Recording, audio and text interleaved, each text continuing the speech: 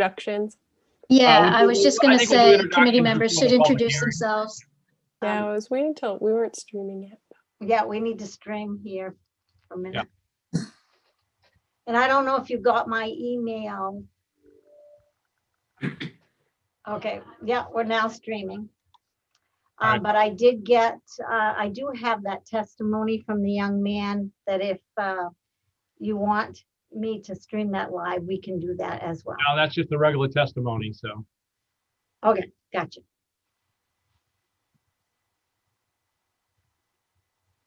All right, we're ready to go if you are. All right. Go ahead, Maggie.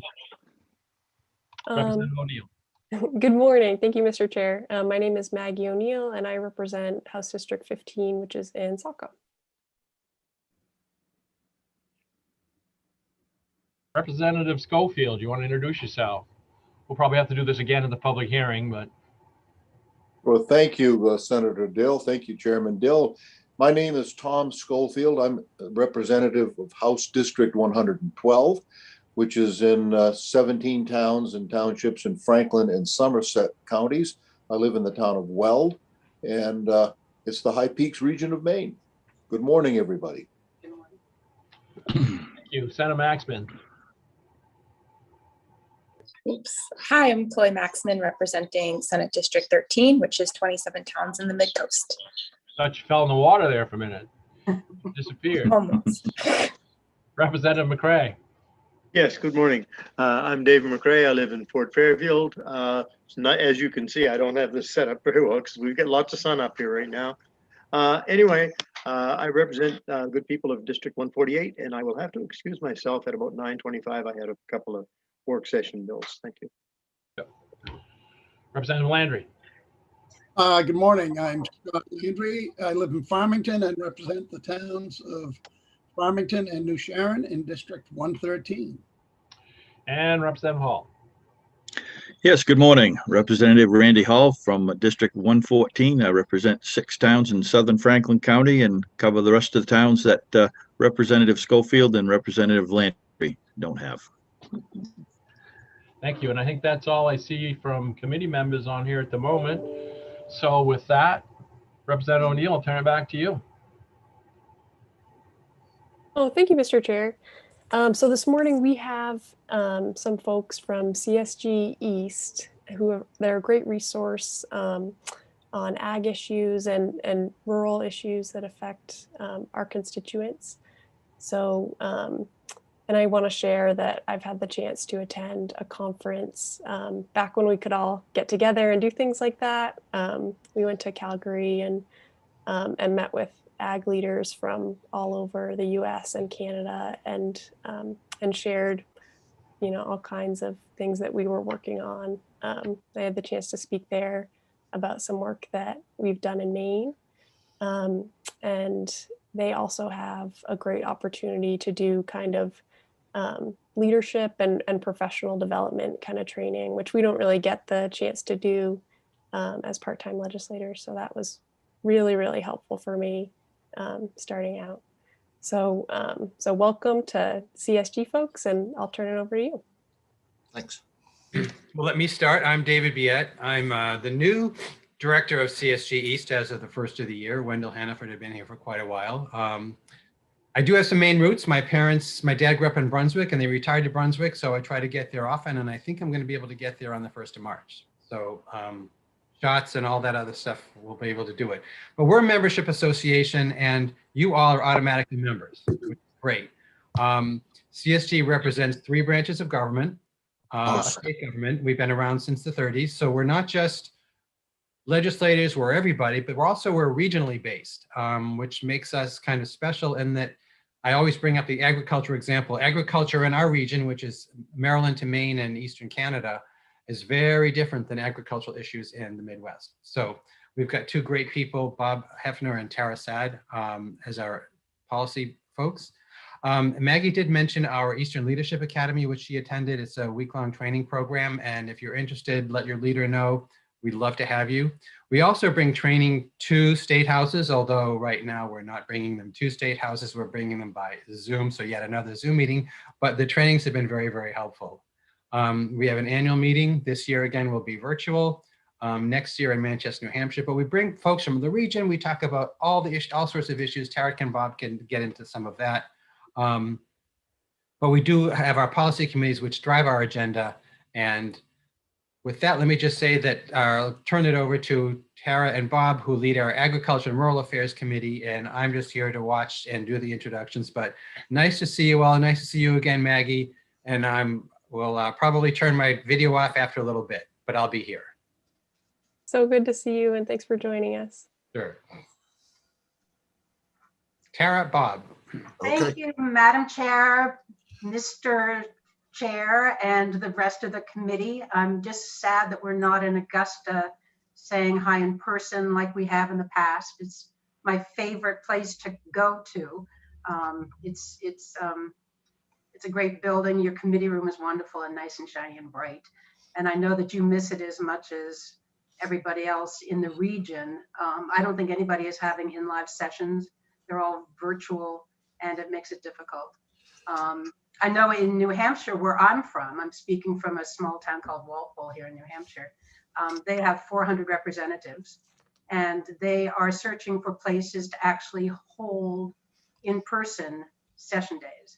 And so next week, they're going to be in this athletic complex in Bedford, New Hampshire, which is what, 4 football fields long or something like that, Bob? Yeah, it's huge. And they're going to be sitting 10 feet apart and voting with difficulty, I'm sure, but just the logistics of getting this going in the age of COVID is difficult. And I applaud you for being able to figure it out and do so well. I don't envy you. But anyway, I'm Tara Sad, and I am one of 2 Agriculture and Rural Affairs policy consultants for CSG Eastern Region. Before 5 years ago, when I took this position with Bob, we were both state representatives in New Hampshire and had been for 10 years. When I was in, my party was in the majority, which was every other year.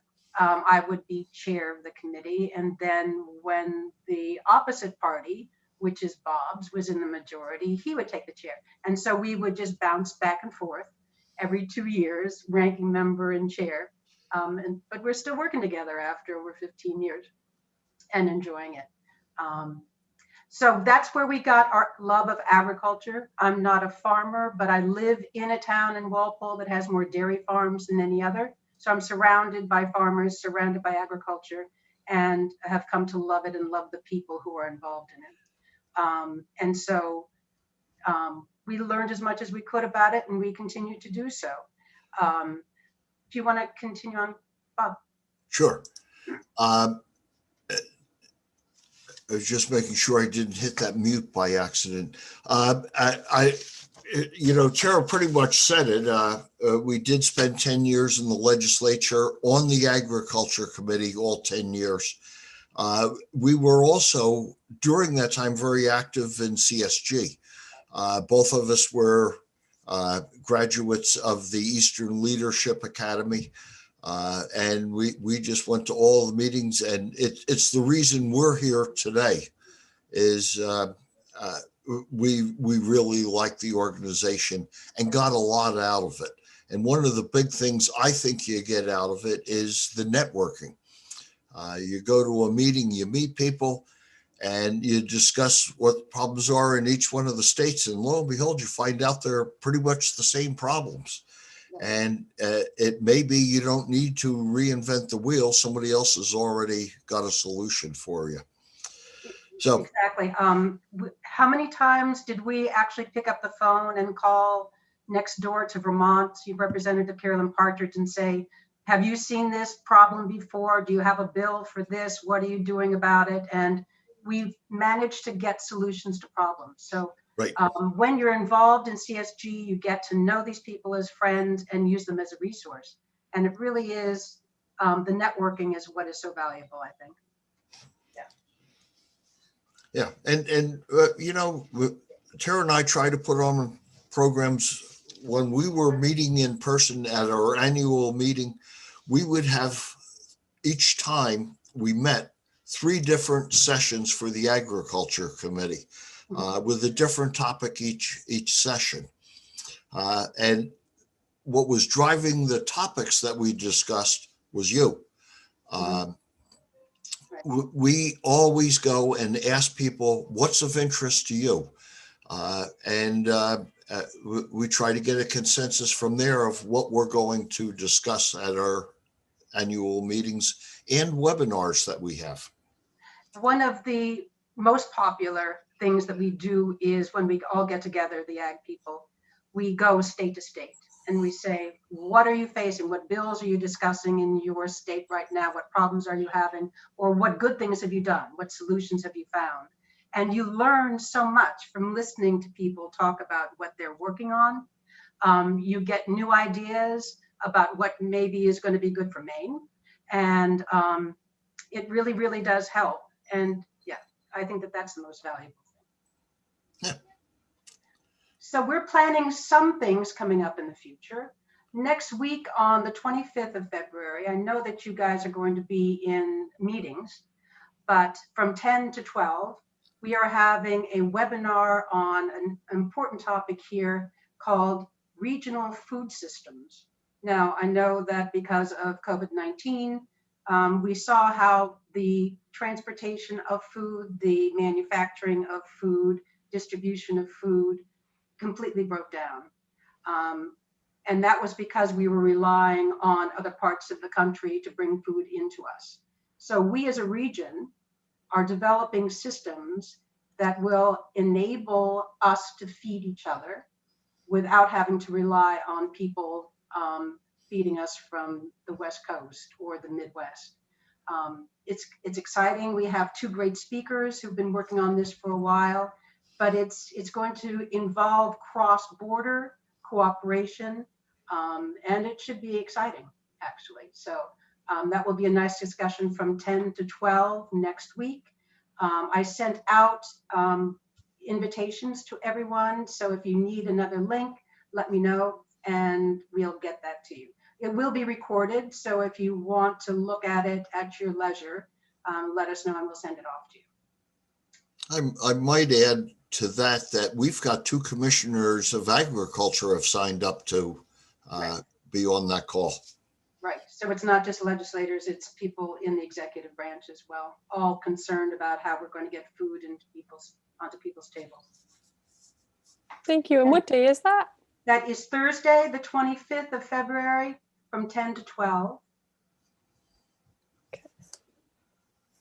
So it should be good. We're looking forward to it. Carolyn Partridge from Vermont, who chairs the Ag Committee there, this is something that she and her committee have been working on for a while. We're also having a speaker from Rhode Island who is very involved in this as well. So it should be good. And then in the annual meeting, which is going to be in August from the 16th to the 20th, we're going to have 2 different sessions that we know of right now. One of them is going to be on the ever important topic of rural broadband and trying to get broadband to all the areas of our states. Now, we've been working on this one for 2.5 years, Bob. Right. We've had policy summits on this. We've had breakout sessions, plenaries. We just talk about it all the time because it's so important to our region. Even more so because of COVID and the fact that people are relying on broadband in order to carry on with their lives in education, in healthcare, and everything else that is so important. You need to have high-speed internet, and it's just not happening. So we're looking into innovative ways that states and areas are developing to make it accessible to people in their region. So we're going to be discussing that in August. And Bob, do you want to tell about the other one? No, remind me. Regenerative agriculture?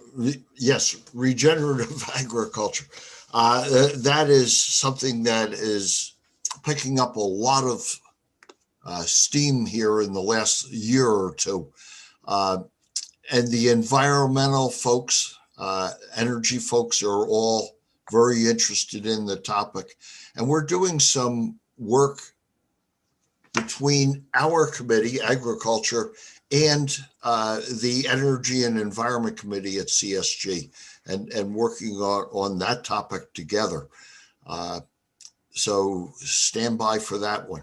Yeah, we'll be talking about the carbon farming, the pricing on the market for agricultural carbon sequestration.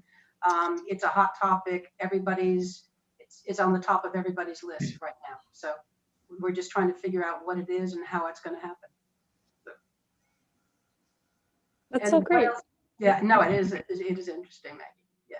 I did want to throw in quickly 2 topics that Tara and Bob had worked on in the past on hemp, which is big in the region, and also agritourism and the right to farm, which they spend a lot of time on as well. And I know that it comes up everywhere. Right. So that's my 2 cents on that. Maggie, I see, and Jim, I see that you have a bill on hemp, attempting to make your laws comport more with the federal laws. Anything in particular as far as changes that you want to see? I'm just curious. I think that's Representative Pluka's bill, isn't it? Bill, you want to weigh in on that? That was Senator Black's bill, but I have lots of feelings about it. Oh. I take it that your original laws were more lenient as far as the ability to farm than the federal laws are trying to be. Yes, you can currently grow marijuana privately as a citizen in the state of Maine. So making it illegal to grow hemp as a private citizen in the state of Maine doesn't really jibe with our current laws. And then also the prohibition on people with medical or with drug charges or convictions from being able to be involved as key partners. It kind of makes the idea of hemp that hemp is a drug or something, which most of us agree it's not. So it doesn't. Right. It's a hard one. Yeah. I remember that got a lot of pushback, the prohibition for convicted felons to actually grow hemp. Yeah. Like why? And then the THC, I mean, this is your own presentation. I won't take over, but the THC, measuring THC is 0.3%. This really makes it hard to find hemp varieties that can grow CBD in sufficient quantities for sale. So I actually have hemp growers in my district who weren't able to move their product to CBD manufacturers because there wasn't enough CBD in the hemp. So side conversation. That's and then they have to destroy it if it goes over. Yep. I have a question for you. What is this bill, the constitutional amendment for right to food that is going to be in your committee? Do you know what that's about and what is, like, I didn't read the bill. Do you know? Anybody? Representative, do you want to, yeah. Yeah, thanks. So this is the second time around this has happened. The first time it was sponsored by Craig Hickman, who was the House chair of the bill in last session. This year it's being sponsored by a Republican House member. So it's great that we're seeing the bipartisanship that way. And the idea is saying that the access to food production is an inalienable right that should be protected in our Constitution. In some ways, it's a conversation that comes out of our Food Sovereignty Act, which already kind of says that in statute, and now we're bringing it into the conversation in the Constitution. Interesting. Yeah. I see that you're also concentrating on neonics and controlling that. Also custom slaughter. I noticed that you had a bill on that. Is that expanding the ability to sell commercially things from custom slaughterhouses? Does anybody know? I'm happy to keep going. Sorry to ask all these questions. I'm just curious. So with custom slaughter, when coronavirus hit last year, we've been facing a real bottleneck in our ability to process meat in the state.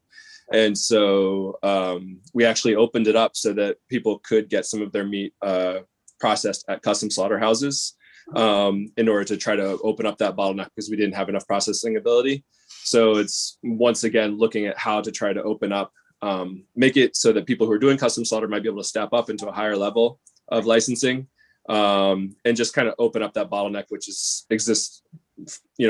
We are able to grow a lot more meat than we are able to get moved. And what was the other bill? Which one was it? The animal? No. What did I say? Custom slaughter. Yeah. I'm forgetting. I think there also might be a representative from the department who might be willing to answer the questions. We have a public hearing on that today, so we'll be discussing it. Okay. In a few minutes. Yes. Another thing that we do in CSG is we concentrate on interstate compacts and talking about the meat processing, the state meat inspection programs.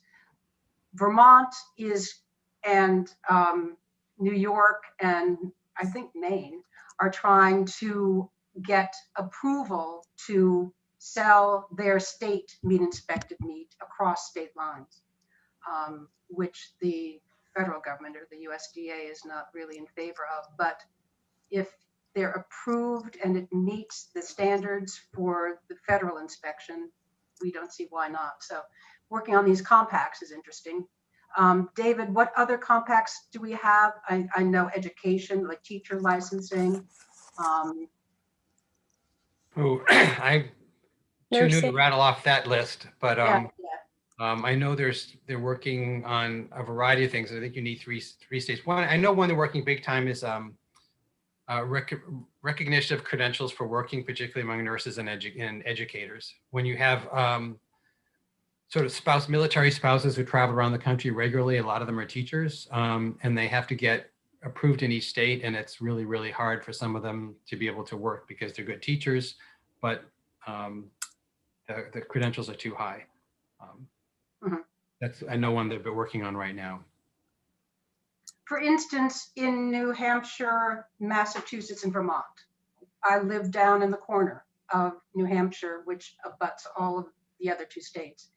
If you are a farmer in one state and have land in all three that you're haying or growing corn on, you are required to be certified for pesticides and applications for fertilizer and all of that individually in each state. So the cost of the licensing, the time it takes to do it, and why. If you're certified in one, why do you have to be recertified in all the other states? So this and we also have a farmer in North Conway, New Hampshire, has land that he owns over in Freiburg, Maine, and the same situation. He's got to apply for pesticide licensing in both states. Right. So it's things like that that we're trying to cut a lot of the red tape and make it easier for farmers to do their work, which is what we're all looking out for. So, we are, of course, a resource for you. We offer research. If you need anything done, I'm going to share my screen and put up our contact here. Let's see. Oops. Share screen.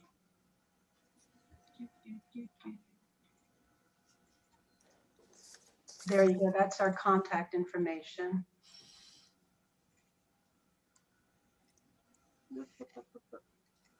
So if you need to get in touch with us, there's our telephone numbers, email addresses, the headquarters in New York.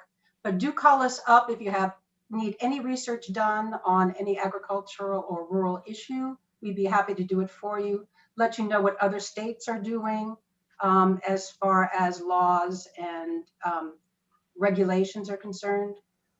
Knowing what other states in the region are doing really helps with your legislation. So I will send this on to you so that you have it, but I just wanted to show it to you. Right. And I guess I just want to finish up by saying we're a resource for you. Please use this. Yes. And thank you so much for taking the time with us today. I know you have a full day, but it was good to see you all again. And hopefully next year we'll be in person. Indeed. Yeah. Thanks, everybody. It was great to see you. Thank you, Maggie. Thanks. Thank you, Jim. Thanks so much. It was great to see you again, and we'll definitely consider you a resource. Thank you. I do want to ask, since we have that conflict on the Thursday that you have the presentation, would you go ahead and just send the recording out, and we'll make sure that everybody gets that so they I can would be happy to. watch it if they get I know it's going to be interesting, and I hope you get a chance to look at it. Thanks. Great. Really good Thanks. to see you. Nice to see you as well. All right. Take care. Bye. Bye. Bye. Thank you.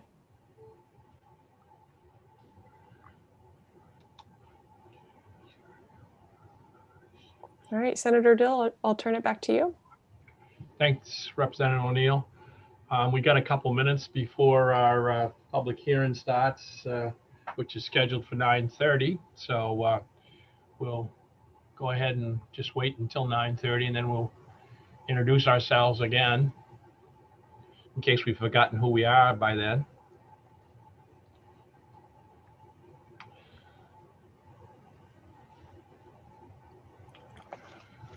Would you like me to start, Mr. Chair? Just a second. Cheryl, before we start, you have the list you just sent me was the most recent one, correct? I think there's like Correct. 16, The one I just sent Yeah. was the most recent. about 5 minutes ago. Yep. All right. Yep. Thank you. You're welcome. Sure. No, it's not quite 9:30 by my computer clock yet, Yeah, Representative some of O'Neill. the people aren't on though, so just to let you know. Yeah. Do we have any of our, And then there's some people sitting here waiting that are not on the list. Yeah. So I don't know if they are taking someone else's spot on purpose, you know what I mean? right? Could you let in I will. Megan Patterson and who else? Who's the sponsors and Representative Grohowski? Because they've got the first, she's got the first bill. Oh, that's why, because I didn't recognize her. Right.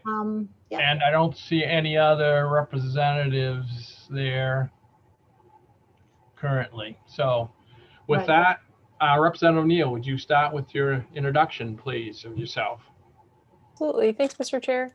Good morning, everybody. My name is Maggie O'Neill, and I represent House District 15, which is in Saco. Thank you. Representative Schofield. Good morning, everyone. I'm Representative Tom Schofield. I live in the town of Weld, and I represent House District 112, which is 17 towns and townships in Franklin and Somerset County, the High Peaks region of Maine. Okay. Representative Pluker. Hi, I represent House District 95, which is Warren, Hope, Appleton, and part of Union. Thank you very much. Representative Hall. Yes, good morning. Representative Randy Hall, representing District 114 and 6 towns in southern Franklin County. Senator Black. Good morning. Senator Black, representing Senate District 17, which is all of Franklin County and 4 towns in Kennebec County. And I'd just like to make note that I have 3 constituents on this panel: Representative Hall, Representative Landry, and Representative Schofield.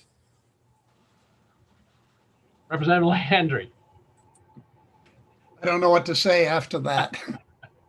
Good morning, Scott Landry. I represent Farmington and New Sharon in beautiful Franklin County, District 113. Probably don't claim him as your senator. That would be the thing. So you're right. Senator Maxman. Hi, I'm Chloe Maxman, representing Senate District 13, which is all of Lincoln County except for Dresden plus Washington and Windsor. No. Representative Gifford. Good morning.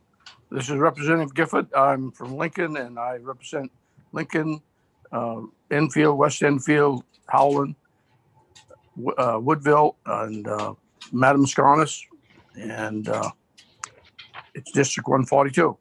Good morning. Morning. Representative Underwood.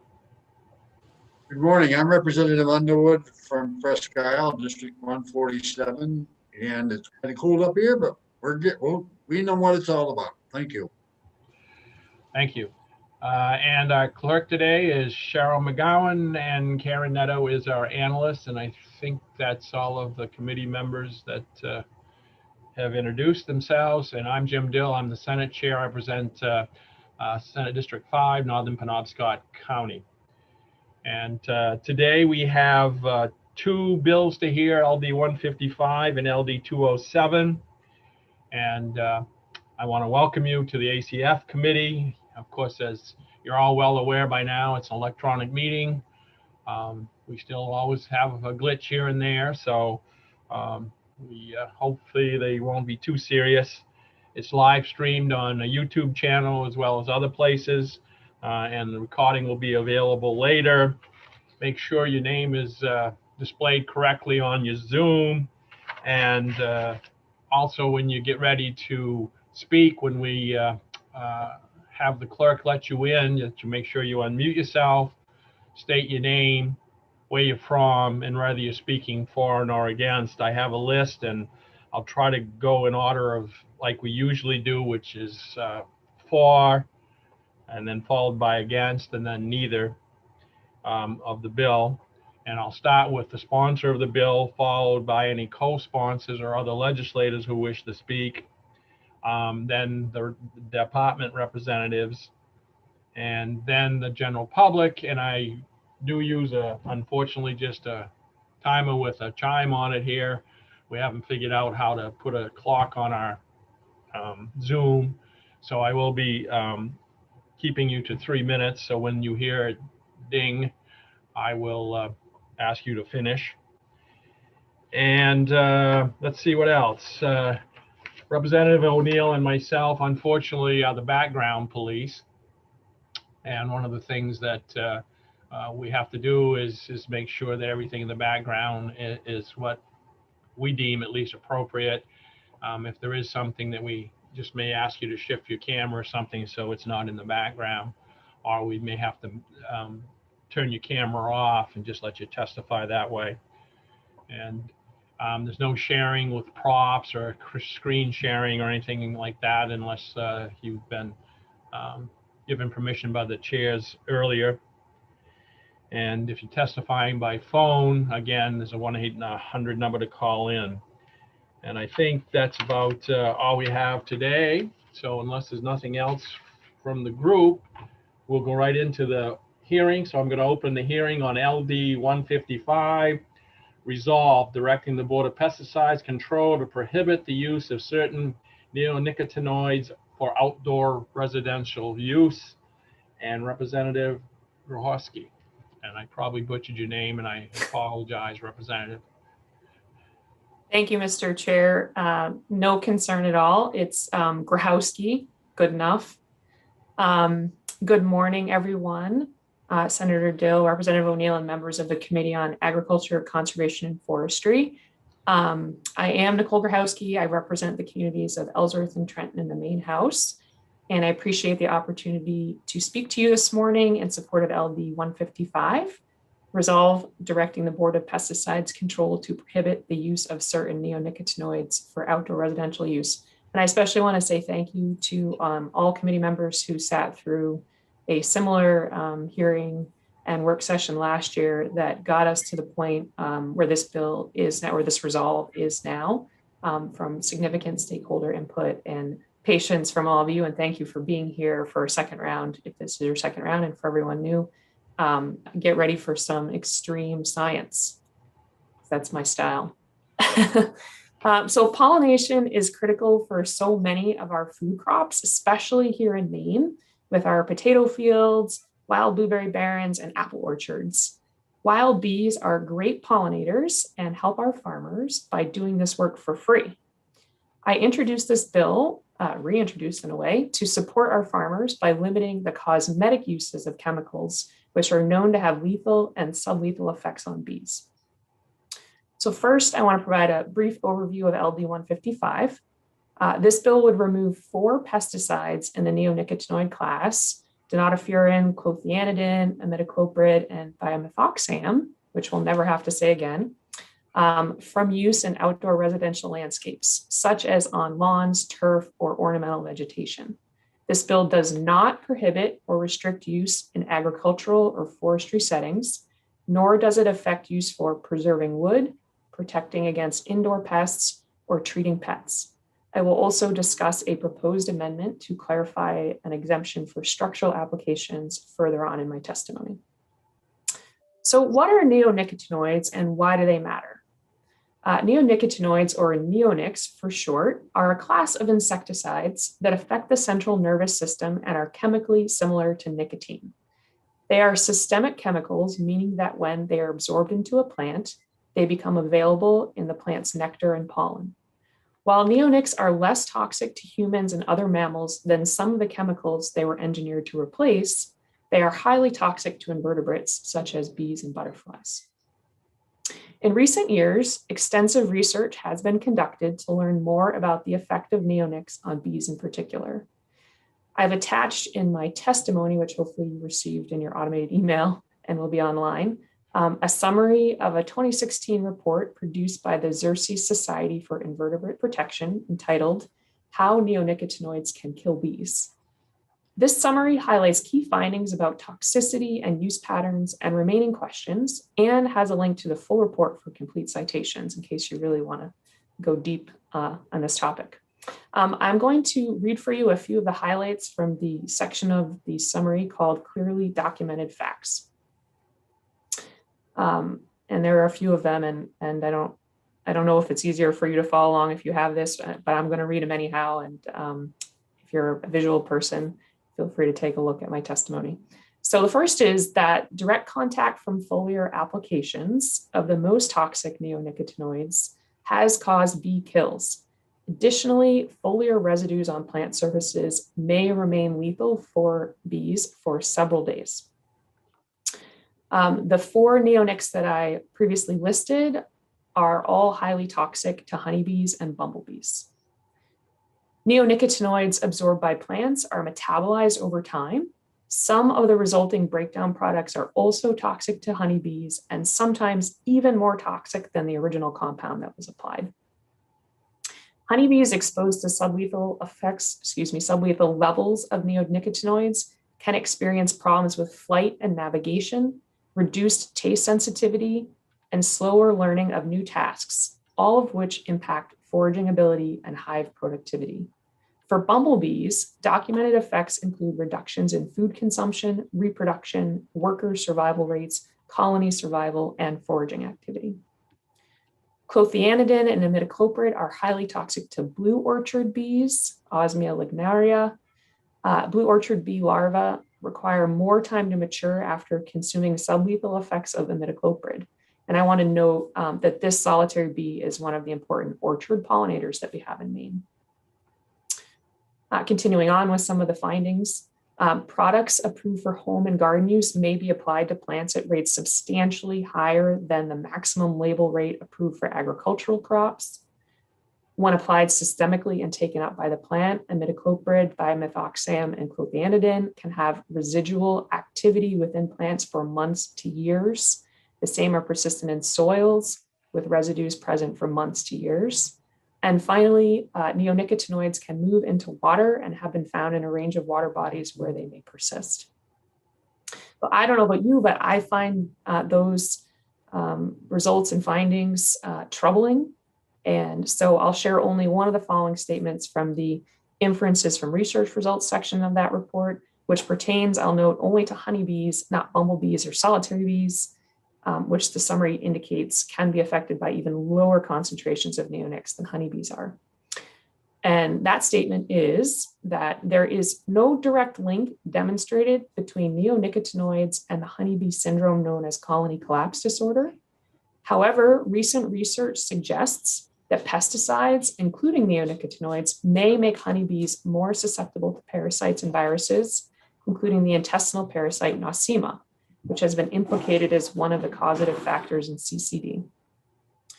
Now, I think it's clear to us during the COVID-19 pandemic that there is a demonstrated parallel scenario.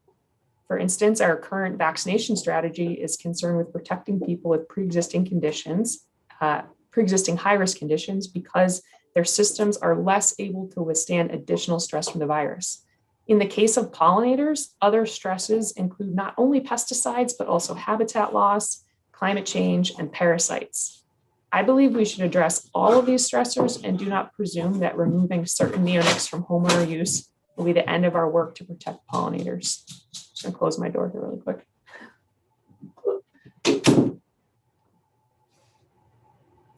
The US EPA, Environmental Protection Agency, states on its pollinator protection website that pesticide risk management must be based on sound science consistent with the laws under which pesticides are regulated in the United States.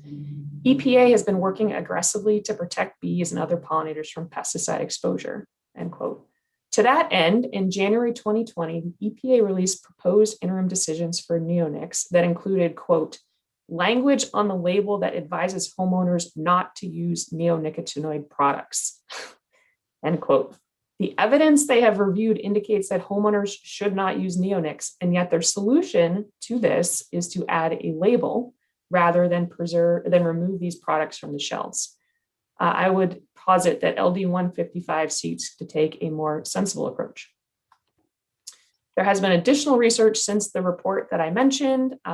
Much of that was considered by the EPA in this interim proposed decision, which further implicates neonics in bee population declines.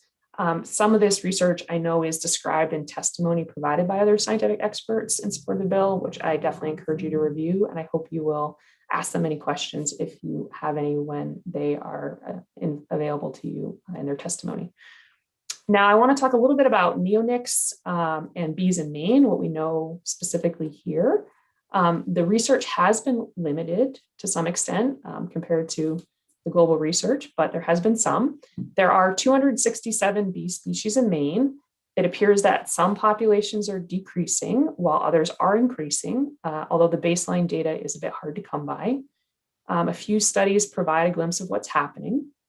Additionally, I have no reason to believe that our bees here in Maine are any less susceptible to harm than bees elsewhere. So I think much of the national and international research can extend. In a 2015 study using pollen traps at honeybee hives across Maine, it was found that neonicotinoids in the pollen were not at an exposure risk to honeybees. However, the study qualifies this finding by acknowledging that the limited pollen collection time periods could underrepresent the exposure to neonics. The study also found that pesticide concentrations were higher at hives that were located near developed areas than ones near forested areas. And the lead author of this study also explained to me last year that nectar would contain a higher level of neonics than pollen due to the water solubility of neonicotinoids. Additionally, there was some preliminary results shared with me last year from the research of a PhD student at UMaine that indicated that exposing bumblebees to imidacloprid at field realistic doses are making the bees weaker, with a worse result than when the bees were exposed to other pesticides. And finally, another UMaine study published last year tested the combined effects on bumblebee hives of two chemicals commonly applied to blueberries, which were acetamiprid, which is another neonic, not one that this bill looks to limit, and a fungicide. The study found that acetamiprid alone or in combination did not pose great risk to one species of bumblebees, though it did express concern about unknown effects to other native bumblebee species. And the reason I mention this study is because it demonstrates why this bill does not restrict acetamiprid.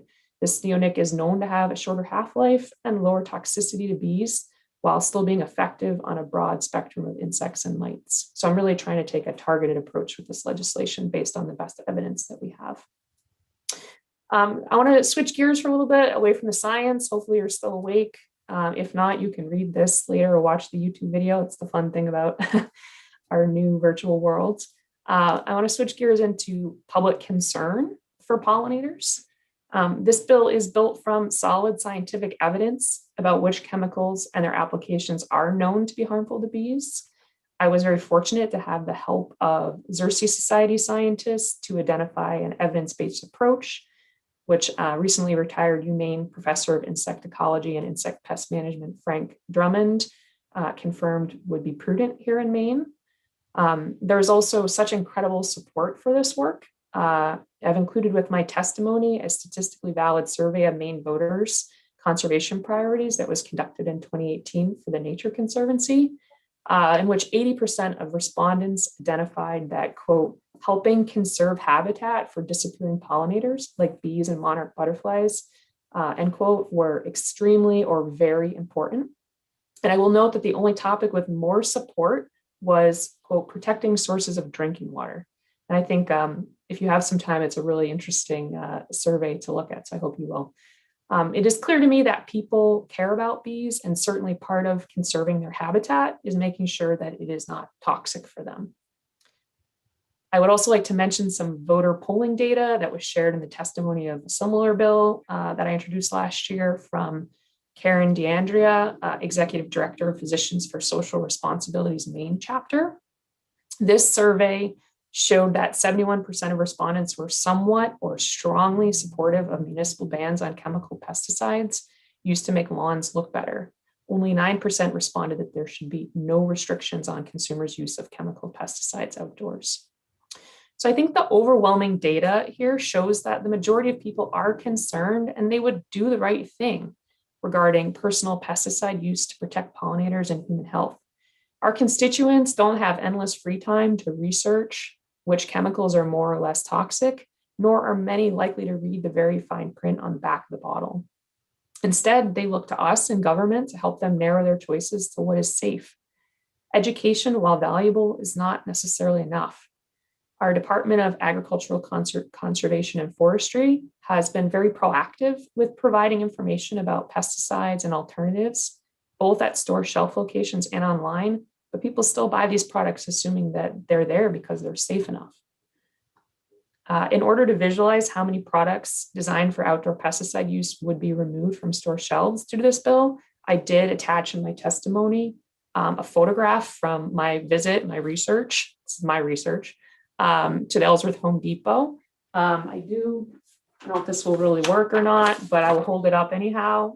You'll see this is the shelf, and I have just found 3 products. Representative, thank you, but you're not supposed to hold up props, unfortunately. Oh, okay. Our committee allows props, so my apologies. Yeah, our committee doesn't, unfortunately. So fair enough. Now everybody knows going forward. But the point is that there are many products, and in this case, this bill would limit just 3 of them. So I'm not proposing that we leave our constituents with no options for the issues they may experience. And that switches gears right to my next point, which is that there are alternatives. I have not myself done an exhaustive review of all the products with neonics for sale in Maine that this bill would restrict. However, I'm aware that effective alternatives exist for many uses. In fact, some of the brand names that that create these products also offer safer alternatives for pest management in products that are a bit more specialized, as opposed to the all-in-one products that fertilize as well as protect, where unique chemistries might need to come together for that to be effective. But then they still have standalone products which are safer. I will also note that testimony presented on a similar bill in 2020 from Dr. Frank Drummond stated that, quote, control of lawn and ornamental pests with neonicotinoids can be substituted with cultural methods such as planting lawns with greater mixes of non-grass species, such as legumes. This works well for Japanese beetle, he says. Another substitute tactic is to rely upon nematodes or microbes for controlled Japanese beetle in small localized infestations. Alternative insecticides that are not as likely to be systemic in grasses or ornamental shrubs, such as roses, would also be a better solution, end quote. I would like to take a few minutes to talk about the specific bill structure because it is a resolve. It fits in specific ways with the rules that exist at the Board of Pesticides Control. So I think it would help for the committee to understand how the language is structured to fit into those rules. So the bill does require the board to prohibit products containing those 4 neonics in outdoor residential landscape use, and that will happen through routine technical rulemaking. Essentially, the board can use its rule structure to first restrict the use of these pesticides for untrained and unlicensed homeowners, thus removing these products from the store shelves. And then it can further limit the use by commercial applicators in the specific setting of residential landscaping where its use is entirely cosmetic. This legislature can provide the framework for limiting these pesticides via LD 155, while the board has access to the right product information and sales information. They have technical expertise and a regulatory structure that can be used to determine the fine details in the rules. A similar approach to further limiting pesticide use is already taken with one of the organophosphates, trichlorophon. I also want to walk through the drafted exemptions for the non-plant use of neonics. There's an exemption about preserving wood, which was suggested by the Treated Wood Council. I won't go into the details, but it is all in my testimony of exactly why and what these products are used for. There's an exemption for controlling or treating indoor insects, which was suggested last year by Scott's, particularly related to bed bugs and possibly other insects that are indoors. And the other exemption listed in the drafted bill is treating pets, and that was identified by DACF staff. And again, these three exemptions really are reasonable because these are not uses that pose a threat to pollinators. The board would have the option to, I'm actually going to skip that part for right now. The board in general has a lot of tools available if there are, I think, serious economic pests or invasive species. I also want to propose an amendment. Since filing this bill, I have done some additional research and have had conversation with stakeholders. An amendment that I have identified would satisfy the concerns of three of these groups that are involved in structural treatment and protection. Those groups are the New England Pest Management Association, Household and Commercial Products Association, and the American Chemistry Council. In the language I've included in my testimony, just sort of changes the word insects to pests regarding indoor exemptions, and then adds the phrase controlling or treating insects outside around foundations and other parts of structures to a list of exemptions. And that language is in my testimony for your analyst to consider. So I want to thank you for your patience. It's a long testimony, but it is a complex and evidence-based piece of legislation. And I hope that I have been able to distill the many, many hours of research I've done into much less time for you all to help make this decision. And I want to also thank all the stakeholders who I've worked with over the past 2 years to come to this this moment and this resolve. And I look forward to working with you to make this bill as effective as possible to protect our precious pollinators. So thank you. Happy to take any questions. Thank you, Representative. Before we start, just remember that only committee members can ask questions. I did see a attendee had the hand up for a while, and I see it's down now, but it's only committee members can ask questions. Are there any questions for Representative Grahowski? I have a couple. The first one is in the actual bill that I have here, it says prohibits the use of the 4 neonics for application in outdoor residential landscapes. But in your testimony, I heard you say for homeowner use. So are you trying to prohibit this for homeowner use or for the uses listed here by anyone, a prohibition? Yeah, thank you for the question. It is a little tricky how it plays out in the rulemaking process, but the ultimate goal is that no one, including licensed applicators, will be using these 4 products in outdoor residential landscapes. The way that happens in rules is we first take them away from homeowners, and then for the licensed applicators, there's a further restriction on their use in these circumstances. Those same applicators would be able to use these in non-residential settings, such as a ball field, let's say. So hopefully that answers the question.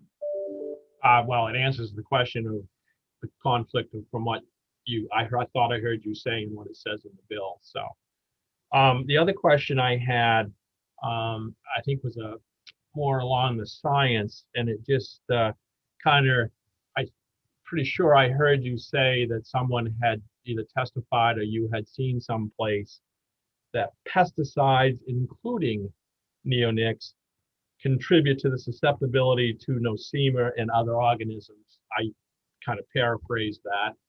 I just see that as a very broad statement that pesticides are contributing, which would therefore lead to colony collapse disorder, perhaps, because you've got nosema and maybe mites increasing, other organisms that could cause some problems in a bee colony. But since it's a very general statement around pesticides, I was wondering why you just decided to use neonics as the vehicle on this particular bill and not pesticides in general that may cause problems with bee colonies.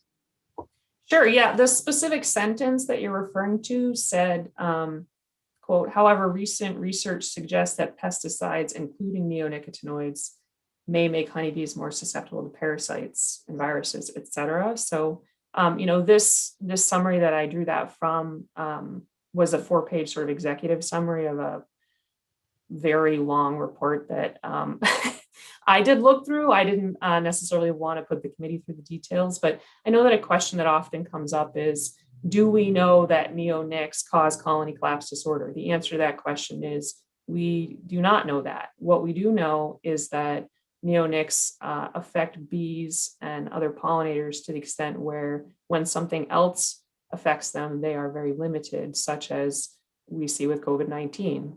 A healthy person gets COVID-19, they probably survive. A person that's already sickened for some reason gets it, the outcome may not be as good. So that was the parallel I was drawing there. But I'm looking to really do a very targeted restriction. I know that these chemicals were introduced to replace chemicals that were more toxic to mammals. And so we don't necessarily want to throw out an entire family of chemicals if they're effective and less toxic, but whereby there are other neonics that are less persistent and less toxic and other products that are available. I think this very targeted approach to limit exposure and sublethal effects is a valid approach. And since this bill directs the Board of Pesticides Control to prohibit the use of these 4 neonics, do you not think that the board has that authority anyway, and therefore could do this on their own? And isn't that what the board was designed to do anyway? To look at any pesticide and make a decision on whether it should be restricted use, limited use, general use, etc. I do think that is something that is within their purview to do. I don't know the history of why they haven't done it. I think it's also in the purview of the legislature to direct the executive branch to execute the will of the people. So it's up to this committee, I suppose, to decide if that's, you agree that that's within your purview. I will note additionally, the EPA found that homeowners shouldn't be using neonics, and yet they haven't used their ability to restrict them, and they have instead opted for labeling. So, I can't necessarily speculate as to why any one group has scientific findings and then acts upon them or doesn't act upon them. And I don't want to, I think the board has a great process, so I don't know the history of that. Isn't the easy fix here, though, to direct the board to prohibit the use of those 4 neonics? That takes it out of the hands of the homeowners, and therefore only licensed and certified applicators could use it. And you've done what you wanted to do. You've done what you just stated in your statement there. Pretty easy fix for the board, pretty easy fix for everybody. I hope so. Well, but I'm not saying prohibit, I'm just saying restrict the use. And Mr. Chair? And put it down, yes. Oh, I just feel we might be kind of venturing into work session territory. Maybe we Thank could you. mix Good up the question. questions a bit. I'm just trying to ask some questions, but I Sure. hear you, Representative O'Neill. So I will save that for later then. Representative Underwood, you have a question?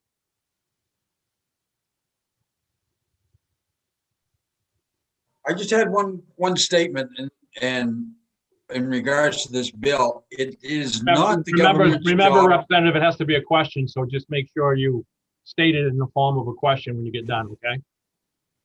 During a Thank you, public Senator. hearing. Thank you, Senator Dale.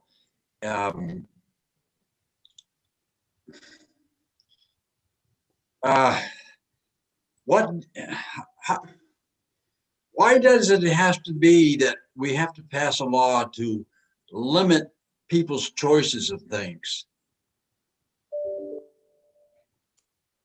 Is that a question for me or is that just a? That's a question. Yes, that'd be a question for you. Why does the government have to limit choices of the citizens of the state when it's not necessary?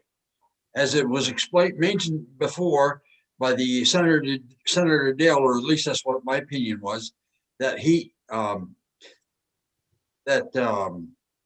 well, I agree with Senator Dale in his conclusions. Thank you. Thank you. Representative O'Neill, did you have a question? I do. Thanks, Mr. Chair. Representative Grahowski, thank you for, as always, coming extremely prepared and bringing us a lot to look at. I had a question about what you said about the EPA's findings. Could you talk about that a little more and just explain? I think you said the label right now recommends that homeowners don't use this product, but it is not restricted. That's correct. And I think there are some other people who are planning to testify who were part of the EPA process. And I think they've submitted some testimony. I won't admit to be an expert on this. I mean, some people have an entire career researching this topic, but what I can say, and I put the link to the EPA's proposed interim rules in my testimony if anyone does want to look more at it, but they found that these were concerning enough to say that homeowners should not use them. But the way that they're addressing that is to say on the label, you should not be using these in these settings. So I find this is really confusing for constituents because it's on the shelf, so why shouldn't I use it? I don't know why the EPA has taken this approach, and the EPA may shift gears in the coming years. But in the meantime, I think we in the state of Maine can act as many other states have and be a leader in terms of the science. And maybe actions like that are what will help the US EPA take what I think is a more logical approach to restricting homeowner use. Thank you. Representative Landry. Thank you, Senator Dill. Representative, is there widespread use of these 4 pesticides commercially that would not be affected? That would not be affected? Yes. Yeah, so because this bill is targeting residential landscapes, there is use, of course, in our agricultural community. And I really want to commend those applicators because they are trained. They are very conscious of how much these pesticides they're applying because it's important to them that their crops be healthy, but also important to them that they not spend money on products they don't need to use. So this bill does not affect agricultural producers in any way because they are responsible users, which is not meant as an offense to homeowners, but I'll admit I don't read every last bit of every label of every product that comes into my house. If anyone on this committee does, I commend you. So there is going to be use of these products in the landscape to the extent that they're harmful to bees. I think we should remove uses that are really unnecessary, and those are the sort of cosmetic home uses of I want my flowers to look absolutely perfect with a couple sprays of this bottle, as opposed to maybe taking a master gardener class and learning how to amend soils so that the plant is happier and healthier and deflects pests on its own. I don't know if that answers your question, but this would not eliminate neonics from the landscape entirely, just limit them. Very good. Thank you very much. Representative Schofield. Thank you, Senator Dale. Representative Grudowski, maybe could you let me, do you have any information about the relationship between commercial use and residential use. Is there any data to let us know how much residential use? In other words, if there's 1,000 pounds of this product used annually in the state of Maine, how much of that is used residentially versus commercially? Does that make sense? That's what I'm looking at. Thank you. Yes, thank you for the question, Representative Schofield.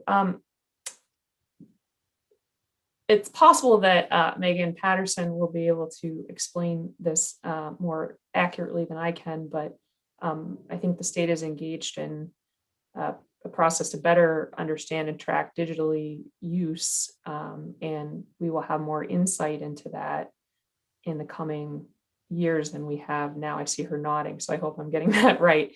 And perhaps you can ask her that question as well. And that's a challenge because we don't really know, other than me going to the store and seeing how many products are on the shelves. I don't know how quickly they're being purchased. And then when they get to someone's home, I don't know, are they going into a closet or did they dump the whole bottle on in one go? I don't really know that. So what I can go on is just the science of the effect and trying to limit the effect. But unfortunately, I don't have good data of, we can spend all this effort and then it turns out that 3 bottles are not introduced in the environment in a whole year, or could be 3,000 or 3 million. Unfortunately, I don't know. So.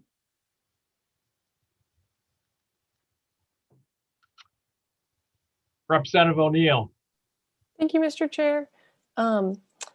Representative Grahowski, I'm wondering, in your conversation with stakeholders, what kind of feedback did you get about this? And my second question is, how does this legislation compare to what's going on in other states? Do other states have restrictions like this? Thank you. I have been getting largely positive feedback. For instance, those 3 groups that I mentioned that asked for the structural exemption that I listed in my testimony, they had a very common sense exemption, which is, okay, there's a pest eating the wood that's the side of your house. If we treat that piece of wood, does that affect pollinators to a great extent? I would say no, because the pollinators aren't visiting the side of your house and trying to find nectar or pollen. Those groups, and talking with them, were generally supportive of the rest of the bill and the idea of limiting use when really not necessary for anything but cosmetic purposes. I believe some of those groups have submitted written testimony. I don't know if they're planning to testify today in support of the concept with the additional exemption. I think the agricultural community, I've made it very clear to them that this is not an effort to restrict their highly trained and specialized use of these products. So, I hope that they understand that. That's where we're coming from here. And I'm not sure if any of them are planning to testify. It's sort of hard in this world to not see. You guys have a list, I know, and then there's all the people that have sent you emails online, and I don't have insight into what they all say, but I'd say the process, especially the second time around, has been really positive, that we worked out a lot of the kinks last year, that groups are feeling much more comfortable with this language that they see now. And you had a second question about other states. Yes, there are other states who have restricted use in this way, in very similar ways. And there are some that are working on it right now. I don't have on the top of my head all of that information. I think there's a few other people who are mentioning it in their testimony. So hopefully, if it doesn't come up, I can get you that info. I think New Mexico is in the works right now, Vermont, Connecticut, maybe, but I don't want to speak off the cuff on that. But we would not be the first state. Thank you. I'll listen for that info. If we don't get it today, could we have it for the work session, please? Absolutely. Seeing no other questions, thank you. Thank you all. I look forward to listening. I don't see any other representatives or legislators that wish to testify on this bill. So I'll turn to the department and Megan Patterson. Good morning. Before you start, Megan, just let me list who the next three will be that's going to be coming up to testify after you. The list that I have sent to me from Cheryl, the first three on her list, and these are all in favor, which we'll do first, is Amy Cody, Anya Fetcher, and Beth Ahern. So those will be the next three up. So she'll let those in here in a second, but go ahead, please, Megan. Sure. So good morning. My name is Megan Patterson. I am testifying on behalf of the Board of Pesticides Control and the Department of Agriculture, and I'm testifying neither for nor against LD 155. So good morning, Senator Dill, Representative O'Neill, and members of the Joint Standing Committee on Agriculture, Conservation, and Forestry. Let's see, the testimony will basically address 2 points. The rulemaking process of the board and some areas of ambiguity related to the scope of the bill. So I think this will maybe touch again on some of the questions that have already been asked. In recent legislative sessions, a number of bills have proposed a legislative solution for a specific pesticide policy issue, sort of a number of issues, but in this case, a specific one, tasking the Board of Pesticides Control with a more thorough analysis of the issue. Makes a lot of sense. LD 155 specifically utilizes the services and procedures of the BPC in addressing the aims of the bill, the board structure, member experience, as well as its required robust public input process make it well suited to address the directive presented in this bill. The board is a public volunteer board appointed by the governor where members from diverse professional and personal backgrounds apply their collective expertise to help guide pesticide policy and regulation. In addition, the board has the ability to enforce its rules and regulations, which is an important consideration with regard to any limitation of use. By following the Administrative Procedures Act and utilizing the experience of the Board of Pesticides Control members and the capable expertise of board staff, we believe that the BPC is the appropriate body to address the concerns and goals raised by LD 155. With regard to scope, this committee's previous discussions in the 129th legislative session about the concept presented in this bill were nuanced and in depth. While the text has been modified to incorporate some of those identified nuances, some topics may benefit from a little additional discussion at the work session and would aid the BPC's rulemaking process.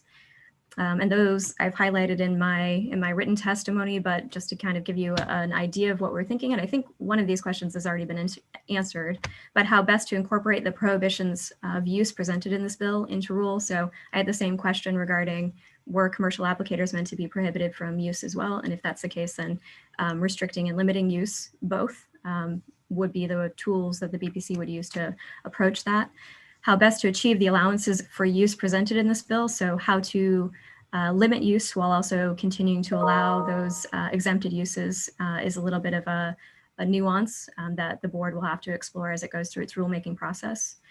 Common residential landscape pests managed with neonicotinoids. So they're getting at the idea that we want to make sure we identify the pests that are currently being controlled or being managed with neonics as a component of the IPM approach to their management. And what other alternative pesticides that are low or lower risk might be utilized in that same capacity. So making sure that there are alternatives that are clearly identified for the public. How to prevent transition to the use of pesticides with greater toxicity. So again, sort of a different side of the same question. Clarifying potential impacts and or exemptions to, we had a number of questions, and this came out of looking at the pesticides that are currently registered in Maine and labeled for use on residential landscape sites and turf. So specifically tree injection and perimeter treatments. When thinking in particular, I guess when we think about those uses, we're thinking about invasive insect pests, such as Asian longhorn beetle and hemlock woolly adelgid, unlicensed resident versus commercial use. So thinking about how the label language addresses that. Product labels, which include both allowed and disallowed uses. So there are a number of products that have both types of uses on the label. But if we restricted the product, it would be restricted for both uses and homeowners would not be able to utilize it. And I'll just include by inviting the bill sponsor and members of this committee to sign up for the BPC's mailing list and to attend the board's public meetings, particularly with regard to rulemaking around this issue. Those are entirely public and broadcast in the same way this meeting is. So fairly easy to access at this point. So thank you for your time. I'm happy to answer any questions you may have now or at the work session. Are there any questions for Megan Patterson?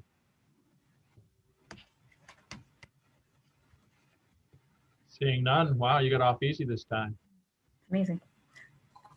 We'll have to save them all for the work session, Megan, so you don't get off so easily. Sounds good. All right, moving on to the next three are, I see Amy's on here, Anya's on, and I don't, there's Beth. Okay. So up next to testify, remember it's a 3-minute clock. So Amy, you're up. Good morning. My name is May Code. I work at the Xerces Society for Invertebrate Conservation. Chair, members of the committee, thank you so much for having me. I am here today in support of LD 155. I live in Eugene, Oregon, but the Xerces Society does have staff that live and work in Maine. My academic papers are in my written testimony, and my training is in environmental health and toxicology. And I am one of the authors of the report that Representative Grahowski mentioned, but I also want to make sure you know that so was Dr. Dave Bidinger of Penn State University. I'm going to start my video. Can you see me now? So many of Maine's native bee species are struggling. Their loss puts agricultural and natural systems at risk. And fortunately, home gardens provide a habitat to support these at-risk species. Home gardens have been proven to offer both the resources and the stability that pollinators need to establish and thrive. So this bill offers a way to help support these struggling bees.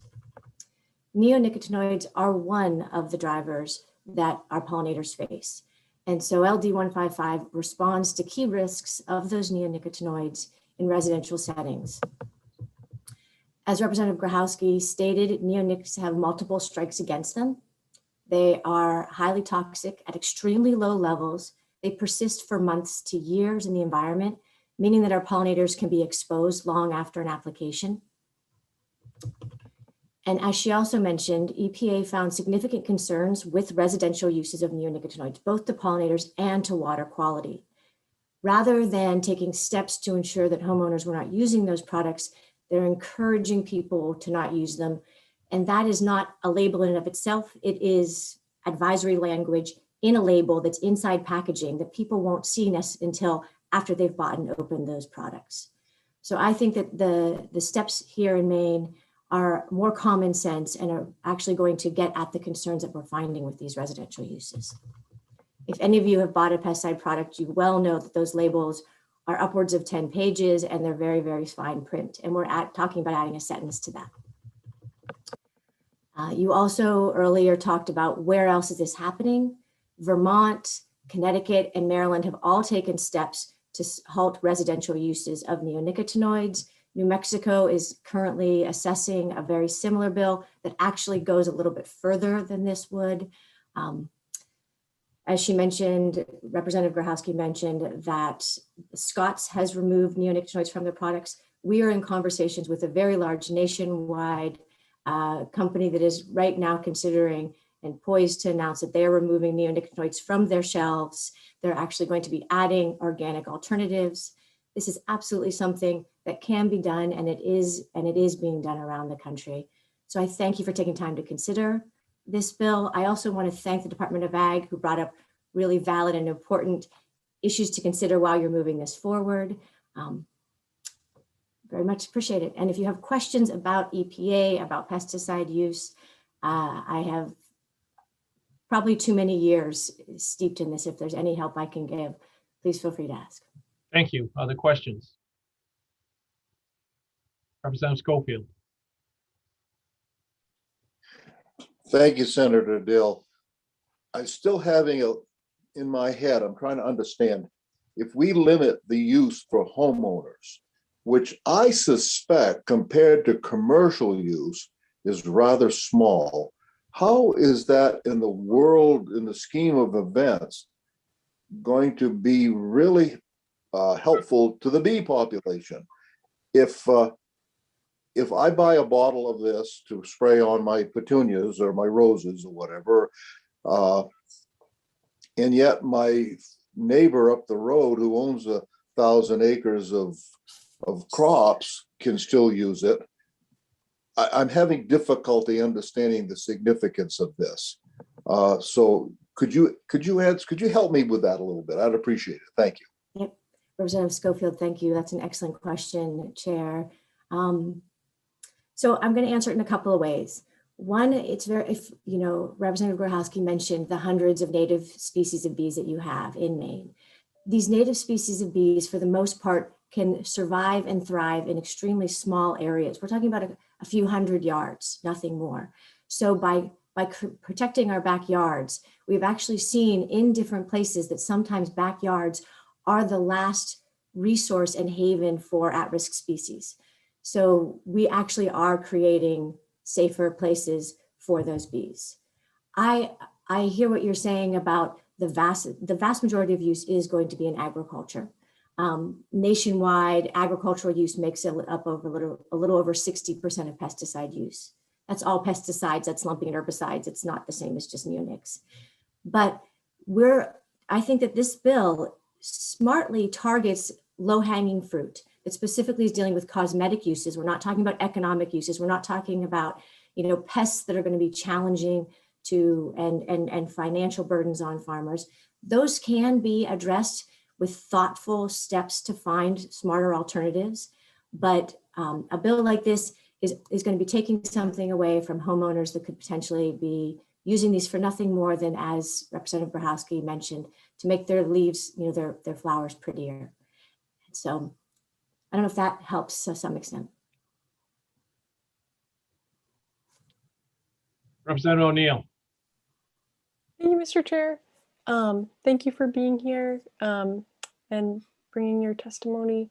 I'm wondering if you could, you spoke a little bit in your testimony about why target neonics in particular, and I know that that my co-chair had that same question. So I wondered if you could elaborate on what you said there, and then I'll have another question for you. So, you know, absolutely, there are a number of impacts that pesticides can pose to our pollinators, to our water quality.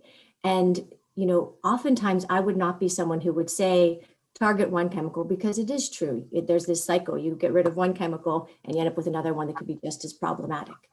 But when we're looking at the neonicotinoids, these specifically the nitroguanidine neonicotinoids that are in this bill, so imidacloprid, dinotefuran, thimethoxam, and clothianidin, these are chemicals that are extremely long-lived. That means they're persistent in the environment for months to years.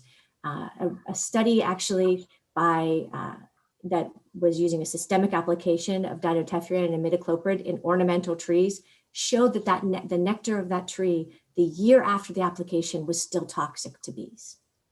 So long-lived, and as I mentioned, highly toxic. These are chemicals at extremely small levels that we are finding in the environment are harmful to bees. And I didn't mention earlier, something that's very interesting is that our uses at home, because they're not food crops, actually, and there might be other reasons as well, but there's looking at labels, applications at a home to ornamentals can actually be at higher rates than what we would be using in agricultural crops.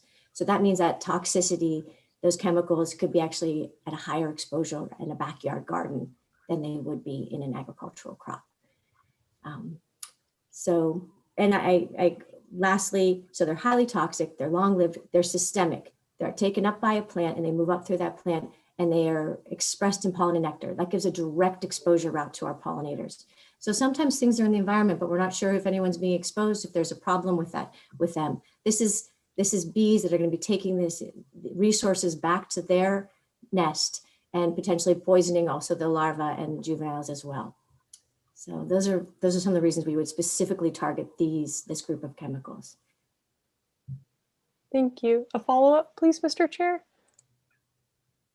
I'm wondering, when you say that in homeowner use there will be higher levels used, do you attribute that to the products themselves, a lack of skill in applying? What is that attributed to? Thank you. I was not very clear. I appreciate that. What I was specifically referring to was that currently some of our product labels actually allow application rates that are higher than an application rate in an agricultural field. And in trying to understand why that might be, in agricultural food crops, there's a tolerance, there's an amount of a chemical that can be left in that crop where you don't have that because it's going to be food. That's not the same in ornamental, but for whatever reason, at a home, in a backyard, or when it's non-food crop, the application rate can be higher. But you've raised an excellent point. Before I worked where I am now at the Xerces Society, for a long time I worked at the National Pesticide Information Center and received phone calls, and it was an EPA-funded hotline. We received phone calls from people about pesticides. I heard numerous stories of home gardeners who didn't know what they were doing, who misapplied, over-applied, and caused significant harm both to their health, to the health of their yard, their plants, and their families. So I think there absolutely is a concern when we're looking at homeowner use. Ill-informed, unfortunately. Thank you for that answer. And Mr. Chair, may I ask one more question? Sure. Thank you. My question is, you mentioned that New Mexico has a proposal before their legislature that goes further, and I wondered if you could describe that and what the difference is. So they are targeting getting pesticide use out of homeowners and backyard gardeners and others from using these products. They are also looking at requiring labeling of products where pesticides, if the neonicotinoids are applied. So if it was an ornamental nursery that was using these, then that plant would have to be sold with a label on it that a neonicotinoid had been used on it. It also was going to require, so treated, it does dabble in agriculture as well. So for example, if you are going to be using treated seed, then that treated seed needs to be labeled. There's currently some labeling on treated seed, but it would have to clarify some of the concerns that neonicotinoids might pose on that label. So it's expanding a little bit the amount of information that's available when these neonicotinoid products are being used, as well as removing uses from households. And it has many of the same exemptions that are in this around structural applications and around bed bug use. I actually for a long time worked in low-income housing dealing with bed bugs. They are extremely challenging. There's a lot of non-chemical options, but they aren't always feasible. So I think those all made a lot of sense. Wood products, these are all parallel what is happening here in Maine.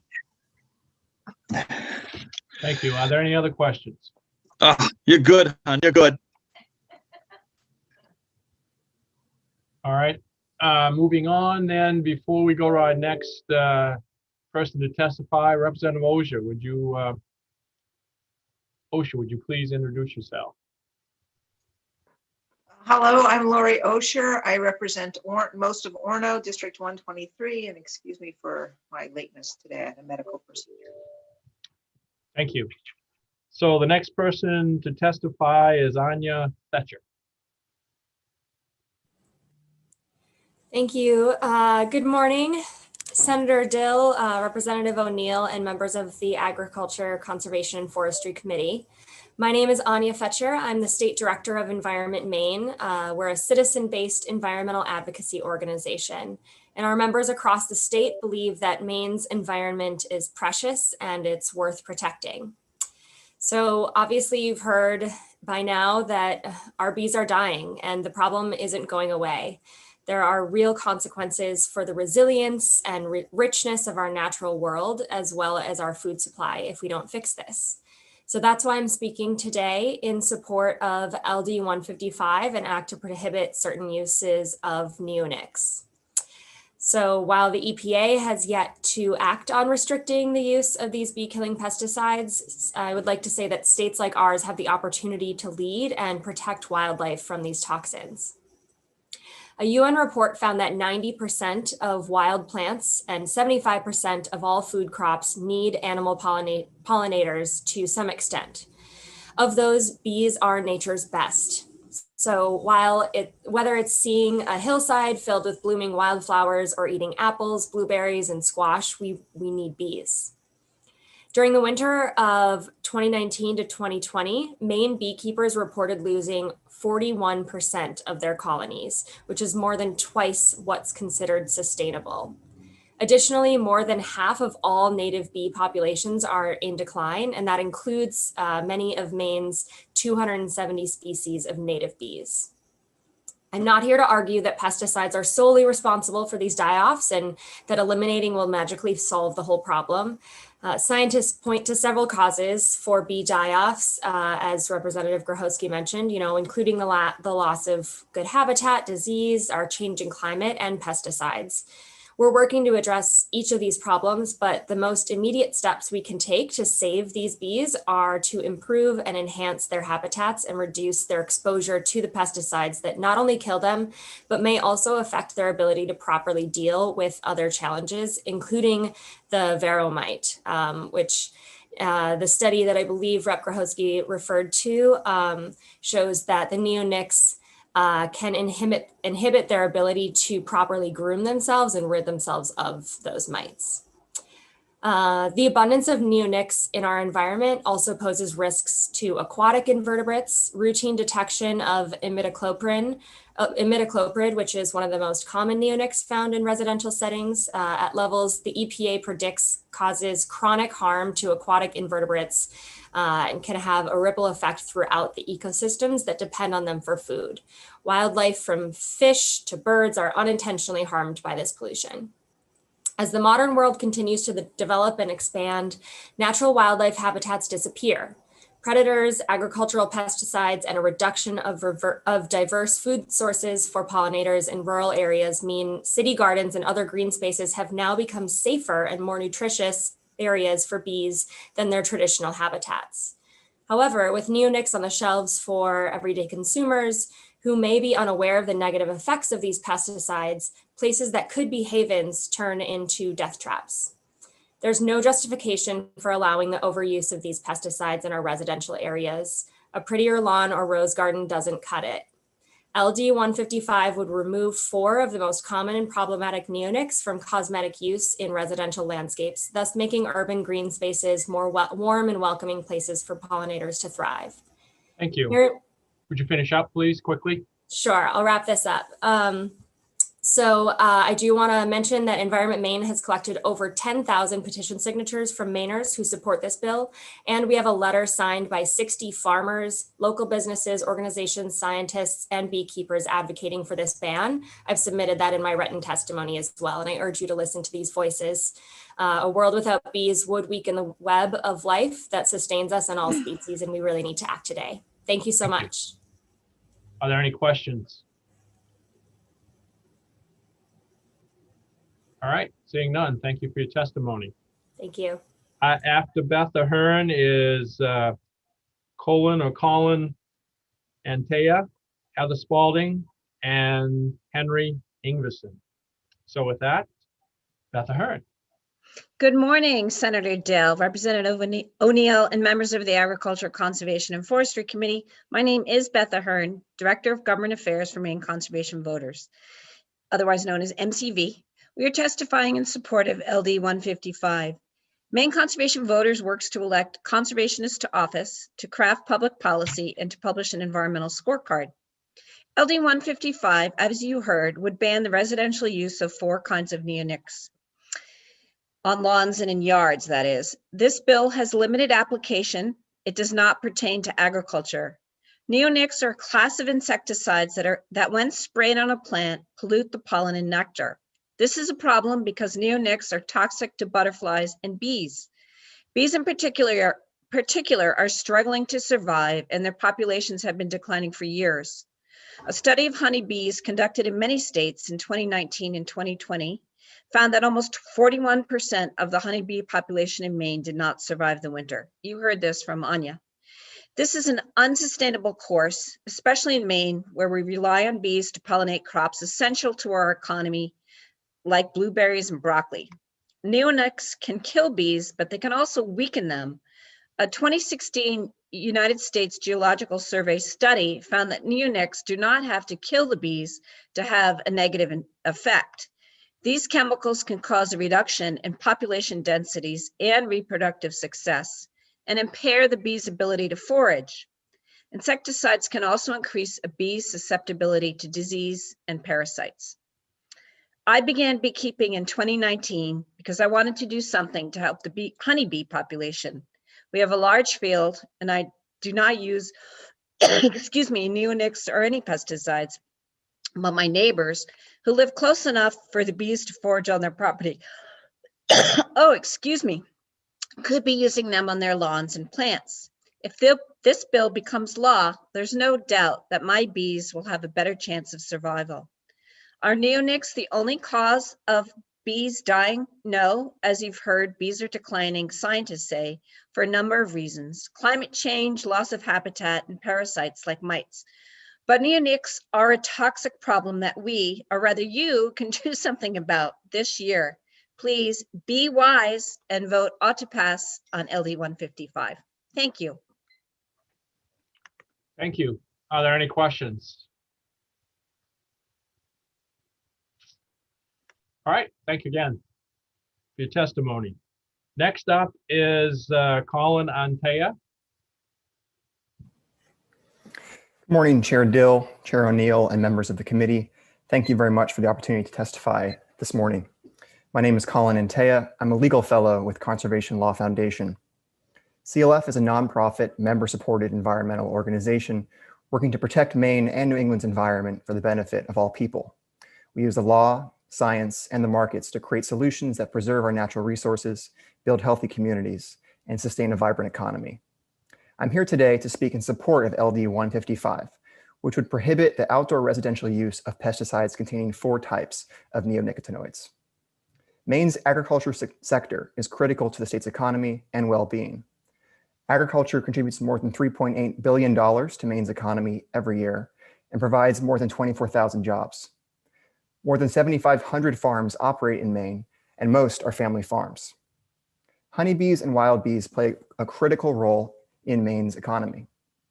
Bees are essential for polluting many crops, including Maine's famous wild blueberries, and wild bees are particularly efficient blueberry pollinators. But Maine's bee populations are at serious risk. As you've heard previously, according to data from the Bee Informed Partnership, a national collaboration of leading scientists, beekeepers in Maine lost over 40% of their colonies last winter. These losses are roughly 3 to 4 times higher than historical overwintering loss rates in the United States. While a number of factors likely play a role in honeybee colony losses, there's overwhelming scientific evidence that neonics are a deadly contributing factor. The science is clear. Pollinator exposure to neonics can result in a range of harms, from hindering bees' ability to navigate and pollinate to causing sudden death. Studies also have found that reproductive function and development are harmed from non-lethal exposure. Collectively, these harms have contributed to increased instances of colony collapse. A growing body of evidence shows that neonics are not just toxic to insects alone. For example, it is now well documented that neonics pose serious dangers to bird reproduction and development, and likely contribute to declining bird populations. The harms neonics pose to bees and other pollinators are clear. LD 155 would be a positive step toward reducing that harm for the benefit of Maine's farmers. It addresses only outdoor residential use of neonics. It would not prohibit the use of neonics for controlling indoor pests, treating wood, or pet care. LD 155 would have no effect on the use of neonics in agriculture and would in fact benefit Maine's farmers by protecting essential pollinators. CLF respectfully urges the committee to act favorably on LD 155. Thank you for the opportunity to provide testimony on this important issue. I'd be happy to answer any questions the committee may have. Thank you. Are there any questions? Very good. Thank you for your testimony. Thank you. Next is Heather Spalding.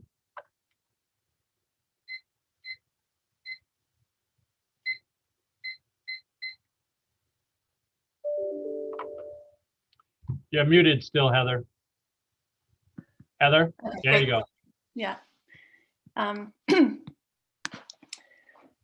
Good morning, Senator Dill and Representative O'Neill and members of the Committee on Agriculture, Conservation, and Forestry.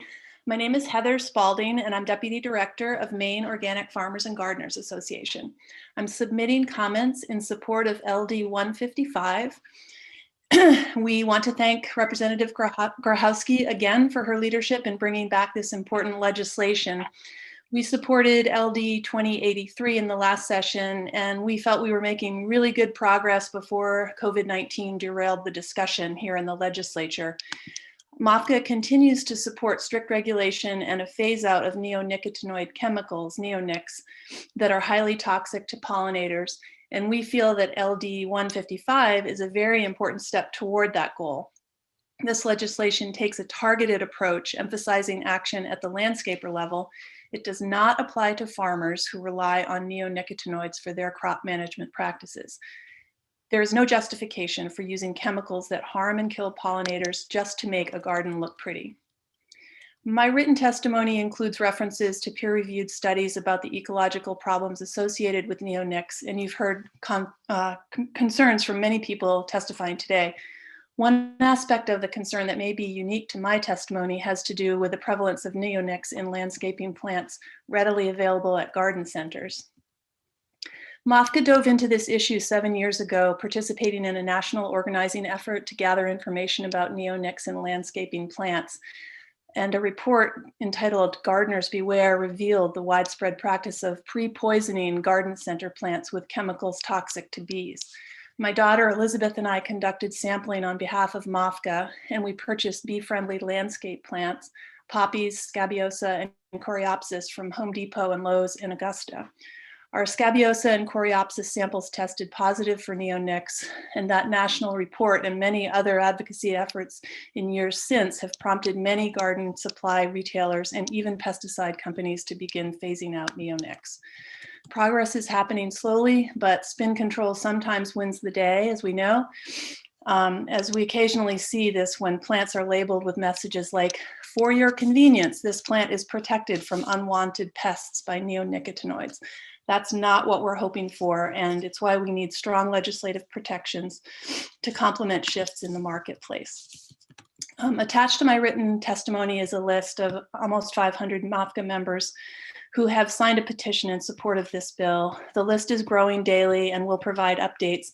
I'm sure you'll hear from many of these concerned citizens. Thank you very much for your consideration. Thank you. Are there any questions? All right, seeing none. Next is Henry Ingwersen, followed by Julia St. Clair Voyes, Laurel Huntsberger, and Rick Traub.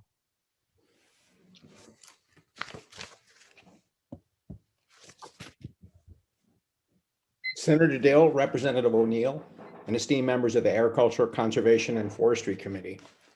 My name's Henry Ingwersen, and I live here in Arundel, Maine. My partner, Christine, and I own Ginger Hill Bees in Arundel, a small sustainable apiary. And I'm speaking to you today in support of LD 155. We sell honey, beeswax, and a few small nucleus hives to other beekeepers in the area. We overwinter our bees, raise our own queens, and divide our healthy hives that survive into new hives. It's pretty quiet right now in the bee yard, but in late May, when the nectar flows at its peak and the honeybee population is literally exploding, it's a cacophony of vibrating wings. Our 1 million bees can be found in yards and gardens many miles from their hives, gathering pollen and nectar from dandelions in people's yards, backyard ornamental trees, apple blossoms, and vegetable and flower gardens. Since a bee will fly up to 5 miles or more for nectar, we have a huge neighborhood that we depend on to help keep our bees healthy and well fed with nectar and pollen. In order for our hives to produce only 1 pound of honey, 2 million flowers must be visited, and a hive of bees must fly a total of 55,000 miles to produce that 1 pound of honey. A single forager bee will only produce a half teaspoon of honey in its entire lifetime. It's well known that neonicotinoids are bad for bees. In 2013, the European Union placed a moratorium on the use of neonics. After 2 large-scale studies in Canada and Hungary concluded that neonics do indeed kill bees and hurt their ability to reproduce, France banned their use in 2018. A 2019 study found that bees exposed to neonics are only capable of flying a third of the distance that unexposed bees do. As housing and development increases, and I know we're all facing this, I've had 5 houses built just in my the old farmland in our neighborhood in the last 4 years. Any possible contamination by neonics applied to these increasingly prevalent lawns, ornamental trees, and gardens could further harm our pollinators and make it difficult for bees to fly these longer distances.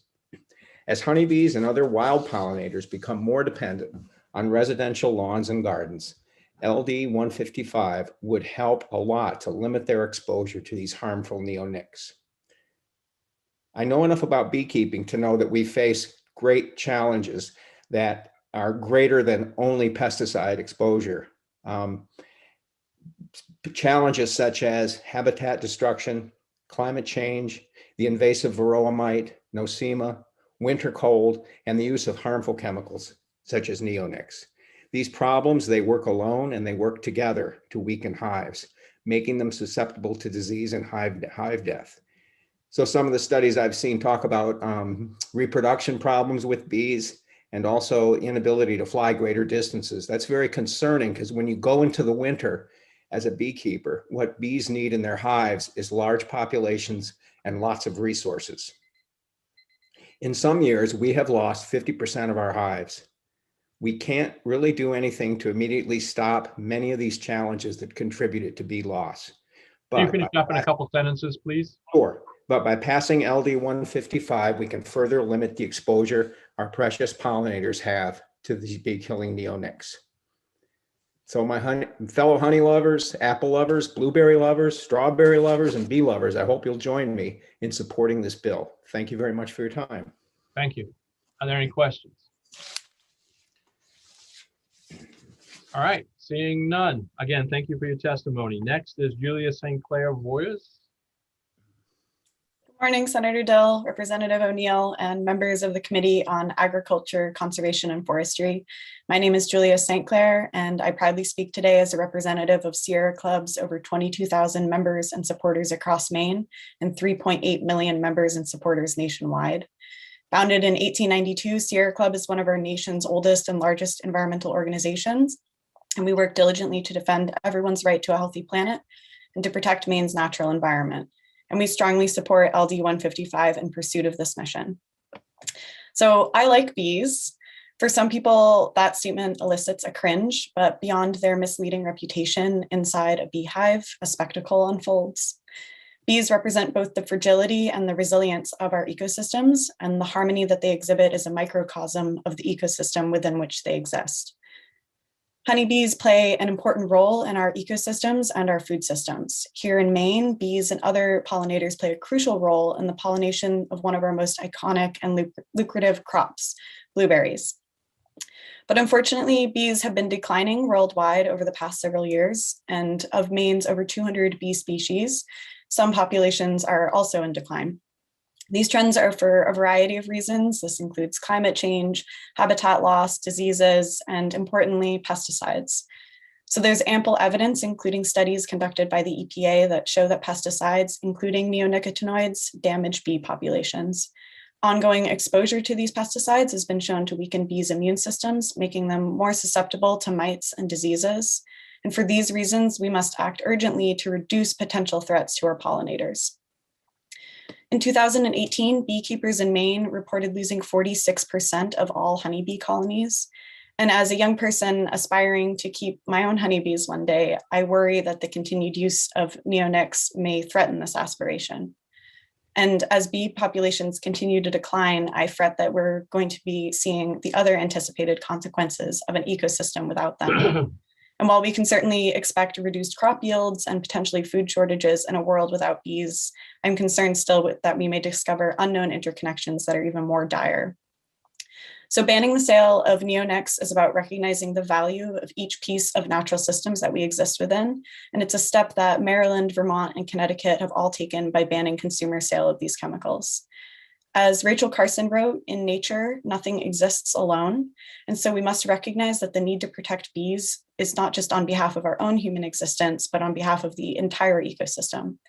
So in order to protect bees, we need to limit pesticides use. And this bill is just a small step towards doing just that, working to ensure that bees will continue to thrive in Maine. And by choosing to limit the sale of neonicotinoids, we will be making an important choice to preserve a key species for generations to come. So for these reasons, we at Sierra Club urge you to vote ought to pass on LD 155. Thank you for taking the time to hear my testimony today, and I'm happy to answer any questions. Are there any questions? Seeing none, thank you. Next is Laurel Huntsberger. Do I see She her? is not available. Not available, okay. We'll move on to Rick Traub, followed by the last one that I have on my list in favor, which is Sarah Woodbury, then followed by Andrew Hackman and John Tripp. So Should I go go ahead. now? Yep. Are we all set here? Can you hear me? Yep, go ahead. Yeah, my name is Rick Traub. I live in Blue Hill. And last year I worked with a small group of people to write and pass the Blue Hill Healthy Ecosystem Ordinance.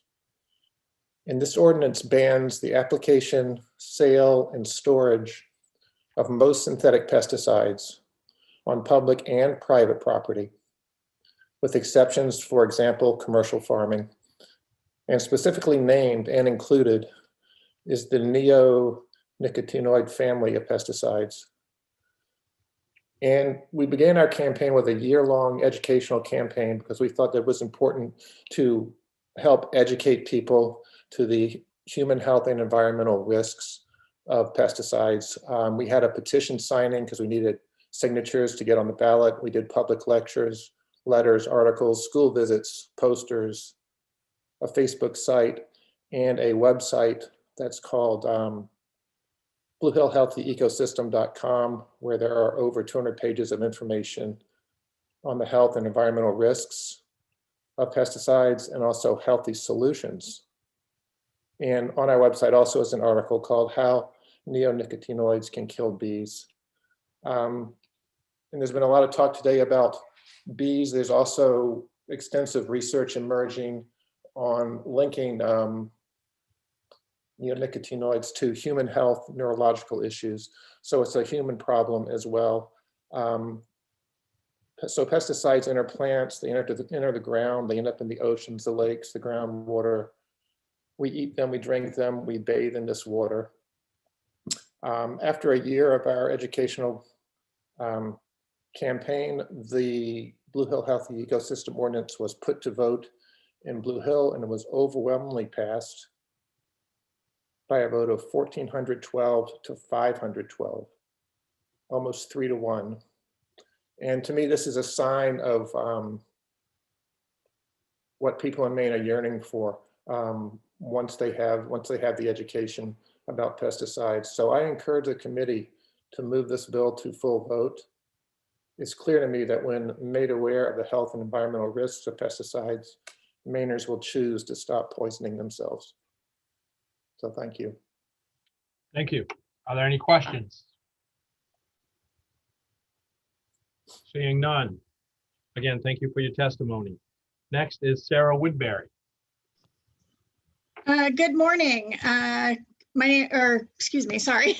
morning, Senator Dill, Representative O'Neill, and members of the Agriculture, Conservation, and Forestry Committee. My name is Sarah Woodbury.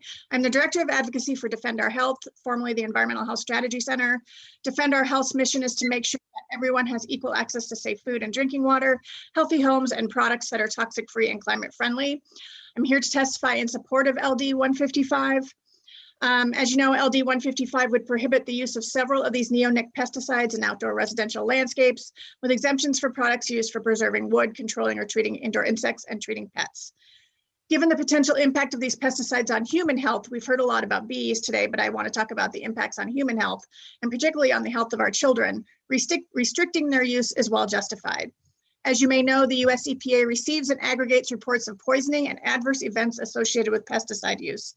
Scientists with the Natural Resources Defense Council requested this data from the agency and found that neonics, especially those used in home garden treatments, were amongst the most commonly reported.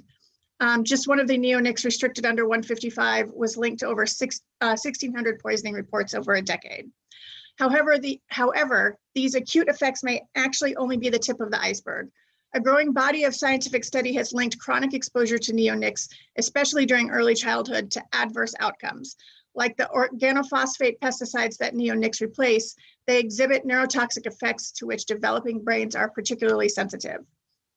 Studies of animals have documented that both physiological and neurobehavioral changes associated with exposure to neonics, including one of the chemicals listed in this bill. A 2017 systemic review of neonic impacts on human health, while identifying gaps and problems in the literature and calling for continued study, noted the potentially significant malformations of the developing heart and brain, autism spectrum disorder, and a cluster of symptoms including memory loss and finger tremors. Given the range of concerns about neonic pesticides, both to the environment and to public health, taking a precautionary and frankly measured approach, eliminating their use where children and the general public are more likely to be exposed, should be common sense. While we do support this bill and believe it is a good first step, we would argue that the exemptions laid out are too broad, particularly the exemptions for treating indoor insects and treating pets, as children can be exposed to neonics in these settings. And while we would like to see this law more broad, we do, like I said, support it, and we urge the committee to vote ought to pass on LD 155. Thank you. Thank you for your testimony. Are there any questions? All right, seeing none. Again, thank you. Next is Andrew Hackman. Good morning, Senator Dill, Representative O'Neill, and members of the Agriculture, Conservation, and Forestry Committee. My name is Andrew Hackman. I'm a resident of Union, so I'm a constituent of Representative Pluker, and I represent True Green Lawn Care here in the state of Maine. We are here in opposition to LD 155 as currently introduced. We have not seen the amendments that the sponsor offered today, so we are actively and hoping to take a look at those. So my comments will be directed to the legislation today. Obviously, this is an issue that's been before this committee before, and it's an issue that's both in front of the US EPA and in front of the Board of Pesticides Control. I will say that True Green has about 100 employees here in the state of Maine. They are all certified and trained pesticide applicators that have to adhere to both guidance from the Board of Pesticides Control and active and annual recertification and training. And they also are skilled in using integrated pest management. So using the least toxic alternatives first and only using certain chemicals when necessary, and working with their customers to maintain both landscape and their homes. I will say that this bill does obviously presuppose that a ban should be put in place and directs the Board of Pesticides Control to do that. As we look at the different committee reports from last year, the report amendment B was to have the Board of Pesticides Control do a review and look at the science and data around this issue and then make a recommendation and move forward in their normal regulatory structure. That's something that we would certainly be supportive of.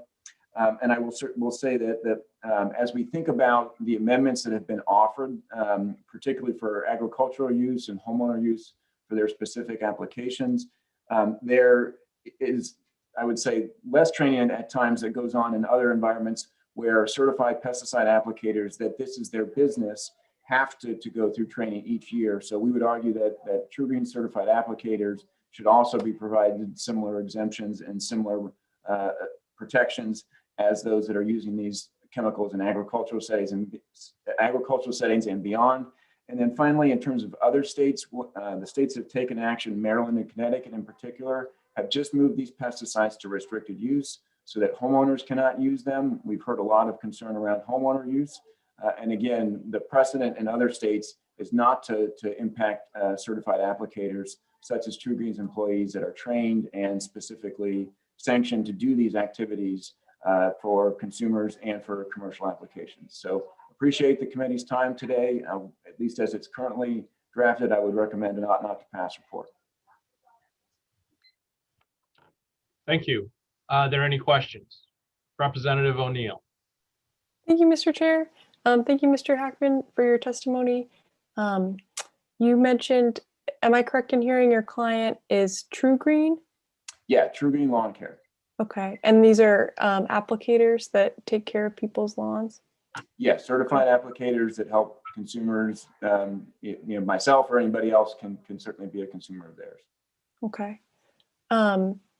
I hear the suggestion that we gather data and want to note that I agree that this data should be collected and centrally available to the public so that anyone can see that.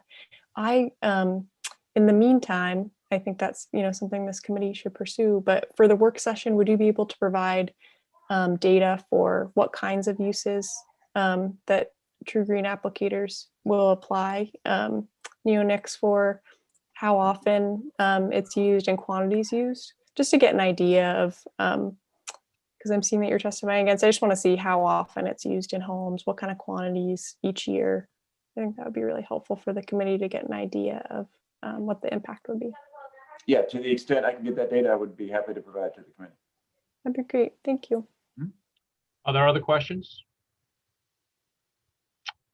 All right, seeing none. Thank you. Next is John Tripp, followed by Patrick Valancourt, Chris O'Neill, and Don Flannery.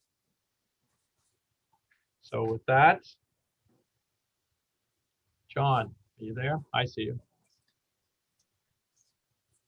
Good morning, everybody. My name is John Tripp. I am a service manager for True Green, a professional lawn care service company based in Westbrook. On behalf of the customers that we service in the great state of Maine and our 25 local employees, I would like to thank you for hearing me, my testimony today on a critical issue of my company and our employees. I am a resident of Maine. I've been working in the green industry for over 17 years. As stewards of the environment and responsible product users, we at True Green take necessary precautions to protect our associates, customers, and the environment. This includes protecting bees and other beneficial insects in our customers' landscape. The EPA has established strict guidelines for the responsible use of nicotinoids, which we follow. The product label language reflects these guidelines, and it is our responsibility as licensed applicators to follow all label instructions. As responsible licensed applicators, we have demonstrated that our applications of nicotinoids have little impact on the landscape environment, particularly pollinators. Here are a few examples of the practices we follow with some observations. We follow all EPA approved labels. We conduct annual pollinator protection training to create awareness. The lawns we treat for grubs that are not ideal for pollinators. Most home lawns have little to no flowering weeds. We do not apply sprayable nicotinoids insecticides in bees if bees or other pollinators are actively foraging for flowering landscape plants in the lawn. We avoid applications to plants, including those non-flowering, when drift is a concern. We utilize soil drench and basil applications to reduce non-target exposure. We delay applications until flowers have dropped or bees are no longer foraging. Registrations of individual pesticides and groups of pesticides should be left to the Board of Pesticides. Maine legislator has already approved for the regulation of pesticide products and efforts to ban individual active ingredients or groups of pesticides by legislation and is counterproductive. A few years ago, then President Obama appointed a pollinator health task force, a who's who of leaders in the space of pollinator health. Their final report barely mentioned pesticides as an issue for pollinators, focusing far more on the need for food and foraging space. True Green has made a concerted effort to help with the initiative to create more food and foraging areas. We do that with our pollinator protection plan, where each year we distribute more than Can you finish up a couple sentences, please? Yeah, 325,000 seed packets consisting of 60 more wildflowers. Before passing such a harsh ban, you may think about inviting professional applicators and work groups to discuss not only best practices, but public education and self-policing. Please consider working with us in a more cooperative approach than dropping the hammer on a new law. Thank you for hearing me today. Thank you. Are there any questions? Representative O'Neill. Thank you, Mr. Chair. Thank you, Mr. Tripp, for being here. It's helpful to be able to speak with an applicator that does this work. I'm wondering if you can talk about whether your company right now offers alternatives to this product, or would there, can you talk about alternatives and what you'd be able to step into to provide to homeowners in lieu of this? I really can't speak on that part. That's something like our regional technical manager would be more likely to be able to give you information on. Thank you. Thanks for being here today. Maybe we can talk about that at the work session with folks. Any other questions? Seeing none. Thank you. All right, next is Patrick Valancourt.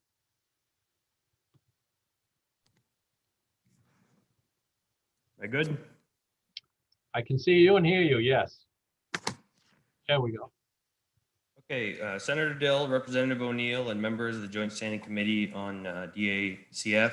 I'm Patrick Valancourt, and I'm the owner-operator of Northern Turf Management, specialty turf and plant healthcare company in Cedar Plantation, Maine, up in Aroostook County. And I'm here today as I'm opposed to LD 155. I've been in the turf and ornamental healthcare industry since 2012, with a BS degree in environmental horticulture from the University of Maine, and an AS degree in turfgrass management from UMass Amherst Stockbridge School. I got into this industry because I love the outdoors and working to create outdoor spaces that are functional, appealing, and beneficial to everyone. In the process of doing my job, I started to protect the environment by using the best practices and the best science available to accomplish it. I've been a licensed Maine commercial applicator since 2012, one of the youngest to become licensed at the time. It's been important to me since the beginning of my career to be well schooled in the proper methods and techniques to safely apply pesticides if they are necessary. During the course of my work, there are times that pesticides must be used to prevent or cure damaging pest issues. Despite following university best management practices to grow healthy turf and ornamentals and using cultural practices to prevent pest issues in the first place, chemical control is sometimes the best option when all factors are considered. Neonicotinoids are an important group of insecticides that provide control of many damaging insect pests. In turfgrass, white grubs and chinch bugs are two in particular. Depending on which stage of their life cycle these pests are in, certain neonics are the only effective and low toxicity option for control. In terms of ornamental pests, emerald ash borer, I'm sure is familiar to most as one of the most destructive pests our landscapes and urban forests have seen for some time. Studies have shown that neonics are one of the most effective classes of insecticides at controlling EAB, and control is achieved with virtually zero off-target effects when done via trunk or soil injection. Finally, I'd just like to say a few words in regards to pollinator protection as it relates to these neonics. When used according to label directions, these products pose virtually no harm to pollinators that are within our landscapes. Numerous studies provide evidence that support this, but as I was writing this, I thought back to a hearing I was present at in 2014 on LD 1587, which was an act to prevent the sale of certain neonics. Testimony was provided there by the state apiarist at the time, Tony Jadzik. He provided a very scientific explanation of varroa mites and their history in colony collapse disorder. He went on to mention, and I quote, "Neonicotinoid insecticides are not the primary, secondary, or even tertiary issues impacting upon honeybee health. Parasites and pathogens are the primary issues.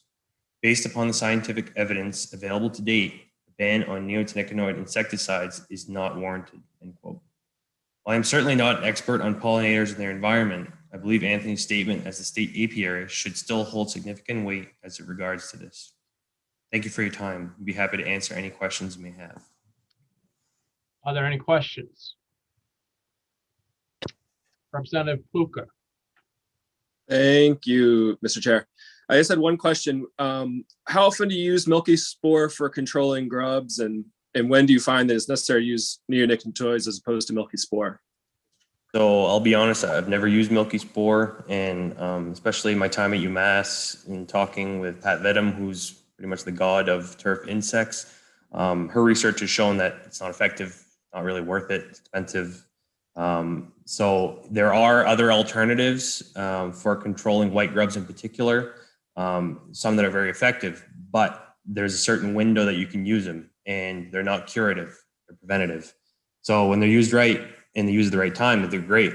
But if you come upon an issue once that window is passed, you don't have many other options. Really, your only other curative option is Dialox, trichlorphan, which some of you may know as maybe a more toxic option, more restrictions, specific language in BPC literature, limits its use. And some of these neonics are really the only option for curative grub control once you get to a certain point. Thank you.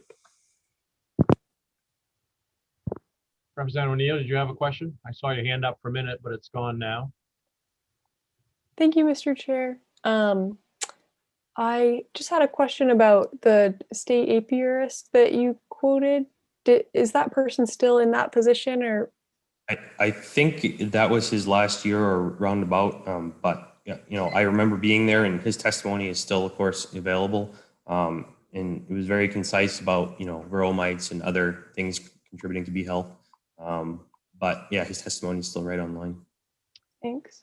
He's retired, Representative. Oh, thank you, Mr. Chair. Do you know anything about his role now? I don't. I think he's a beekeeper now himself, but I don't. He's not active as far as testifying and that type of thing. I think it's Jennifer Lund is now the state apiarist from the department. Thank you. Representative Underwood. You're muted, sir. Hi, this is for you, Senator Dale. How is the work session participants determined? There's 2 or 3 ways it is, because we invite the sponsor back, we invite the department back, and then after that, if someone asks to be at the work session, they can be, or if we as a group ask someone to be there.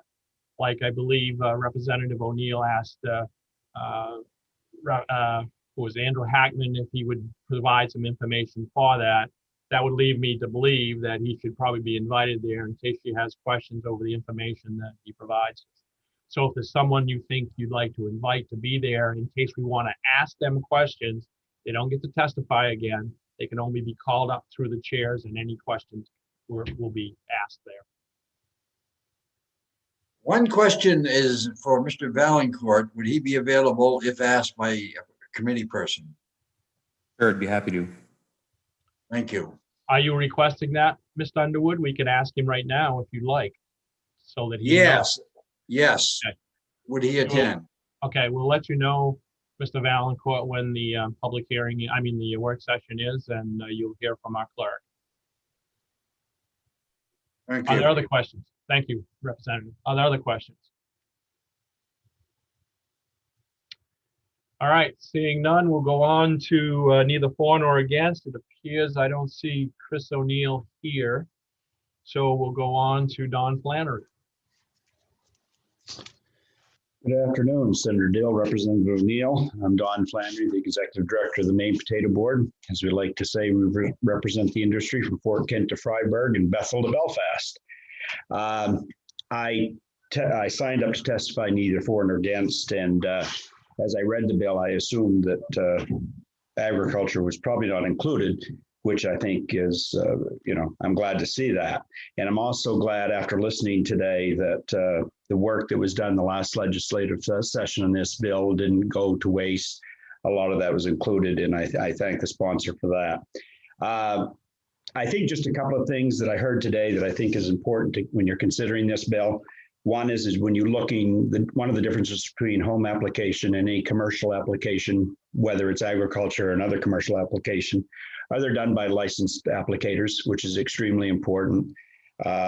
They also, most of those, if not all of everybody, follows IPM, which is extremely important as well.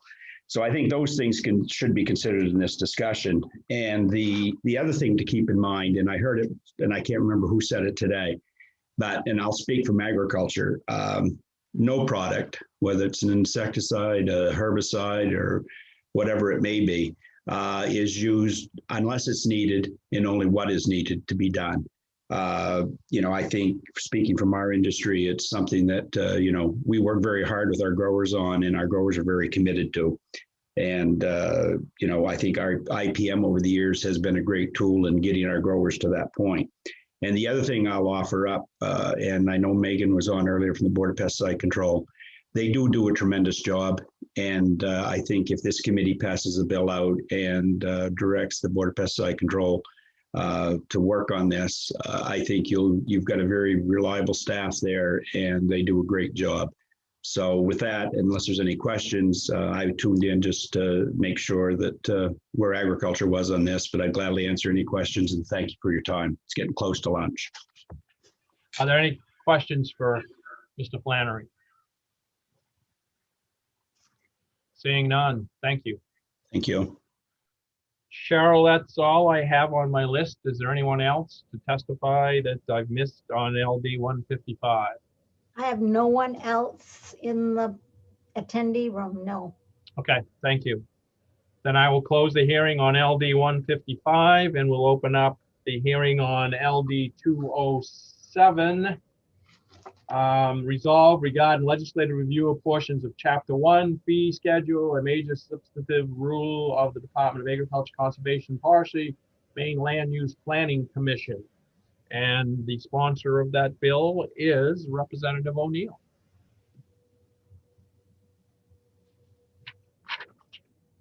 Go ahead. Oh, thank you, Mr. Chair. I am here today to present, I apologize.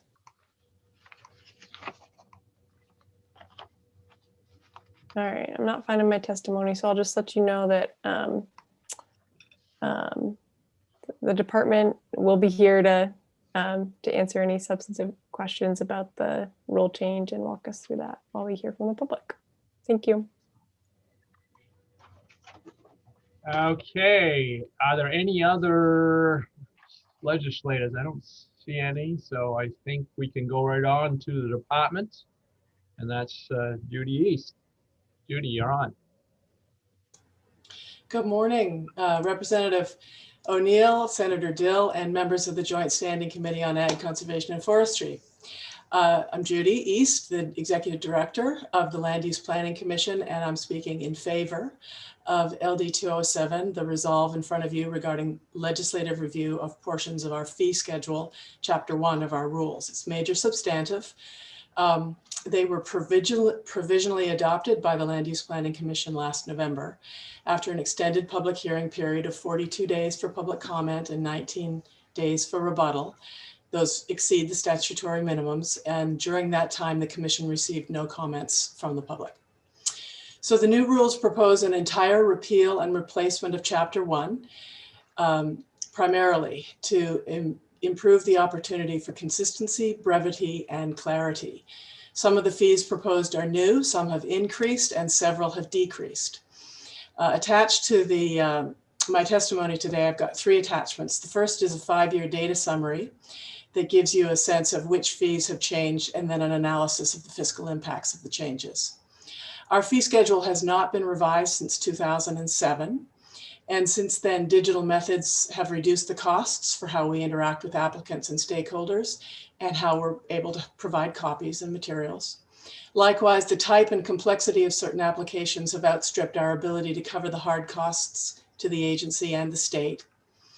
And there are also a lot of clerical corrections and organizational improvements with the revised Chapter 1.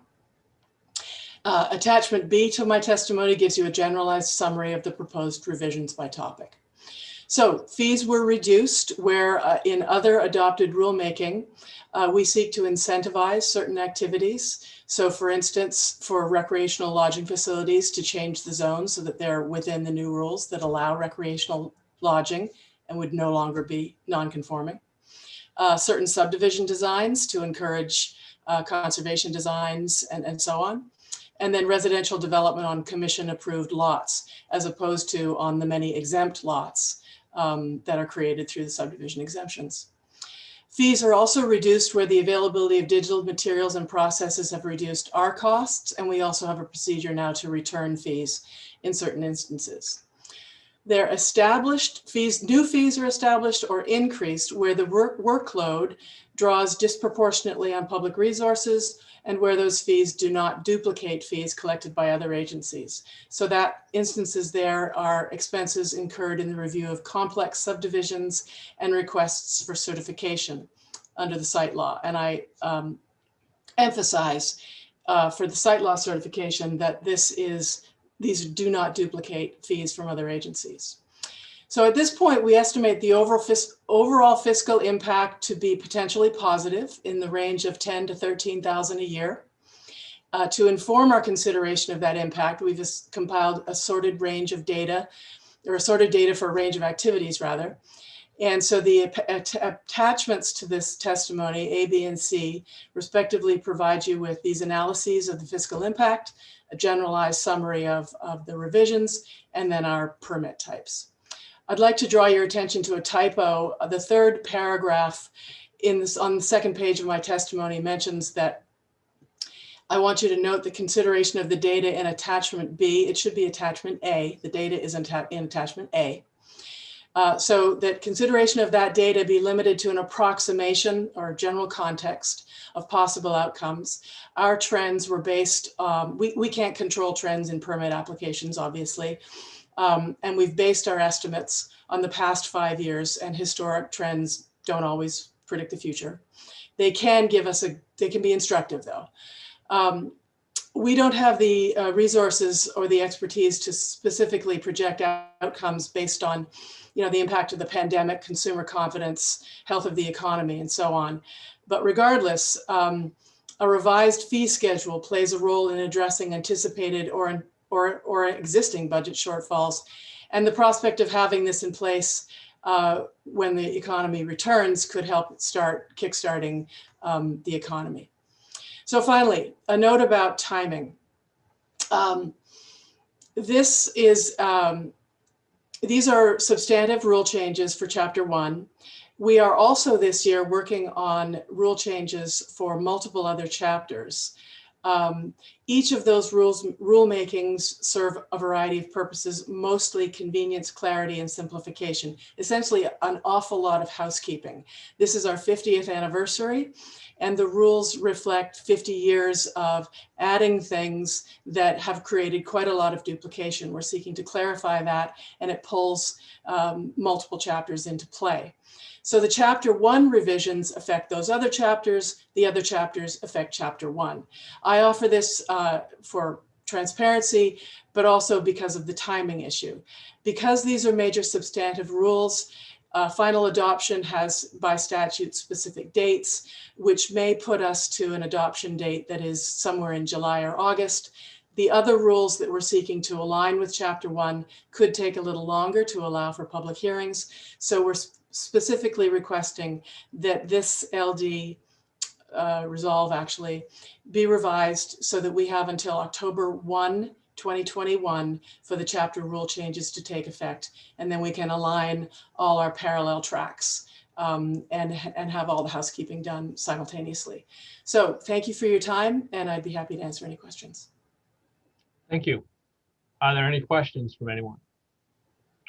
Representative O'Neill.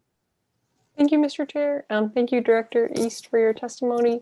Noted on the request for a date change. And my question for you is that when you've been seeing an uptick in permit applications, how has your staffing level been in proportion to that for the workload? It's been intense. The number of permit applications, or the percentage increase in permit applications this year, has been considerable. I've got data I can show you if you want to dig into that. A 25% overall increase. We've separated it out to look at whether that was new construction versus a lot of decks, foundations, and so on. So we have some sense of where it's occurring. But there's been a lot of new applications for development. Over the course of 2020, I'm new since December 2019, and we've had 38% shift over in our staff. So we've got a lot of new staff. We are currently at full capacity with one retirement pending. So it's been an intense year. People have really stepped up. If we have the same kind of growth in the next couple of years, we're going to be stretched, definitely stretched in our permitting staff. But I think they've done a remarkable job given the increase that we've seen. Thank you. It would be helpful to have that information, please, so we can see that. Sure. I can draw your attention actually in one place, the performance report that we provide to you. We have an analysis. It's in your committee reports. I remember Karen mentioning it at the top of your webpage there. The performance report has a specific section on COVID and the trends that we've seen last year. And there's a lot of data and charts that describe it. Thanks. That's really helpful. So from the committee orientation materials? Yes. Or a different, okay. Well, I believe else. if I go to your we can website, find it's where all the reports are. Yeah, Okay. and they're all there. Yeah. We'll sort it out. I know you've got so much to read, but it's in there in the performance report. Thank you. Representative Pluker. Thank you, Mr. Chair. Just for my own clarity, do these fees go to the general fund or do they come back to the department for use? They go to the general fund. Okay. And then we get an allocation and a very small allocation for all other, the related expenses of travel and offices and all of that. Okay, a follow-up, Mr. Chair. Sure. So you're saying do you get an allocation based upon how much you send to the general fund? Or you're saying? Not exactly. All of our fees go into the general fund, and then we have a budget each year. It's 3 ways that we are funded, where it comes from the fees that we collect, as well as assessments, property assessments in the unorganized territories and plantations. And also one of the reports that is in your many things that you have to read is our funding report. And so you can see in that it's relatively short, the apportionment of our fees, of our funding rather, relative to where the money comes from. Okay, thank you. And a final question, Mr. Chair. Sure. I see you're changing the fees for metallic mineral mining certifications. How do you feel? And there's a $5,000 maximum fee. How do you feel that reflects the amount of staff hours and staff time that you're having to put into those kinds of certifications? Well, certifications are, well, a couple of items there. The metallic mineral mining proposal that's before us right now is a rezoning proposal. And because it's an extraordinary project, the legislative authority to charge an extraordinary fee on the applicant. So that was done. It's estimated ahead of time, and then they are billed accordingly to pay for our time and to pay for third-party reviewers by consultants. For when we get to site law certification, which we will also for this project, we have capped how much we charge for a couple of reasons. We are recognizing the direction given several years ago not to double dip, as it were, where DEP charges for site law certification permit review, and we do as well. So what we're charging for site law certification is only for things that are in addition to the review criteria and the time that we need to take to do that at LUPC, as distinct from what main DEP charges. Thank you very much. Sure. Are there any other questions? All right, thank you. That's all I have on my list. Cheryl, is that correct? I don't know, no one else to testify on this bill? There is no one else. Nope. All right, thank you. All right, then I will close the hearing on LD 207. And we got one other piece of business to finish up today. And I see Karen has turned her screen on at the bottom. And that's just to finalize the procedures that we went over. And one little aspect we still have to discuss. So Karen, I'll turn it to you.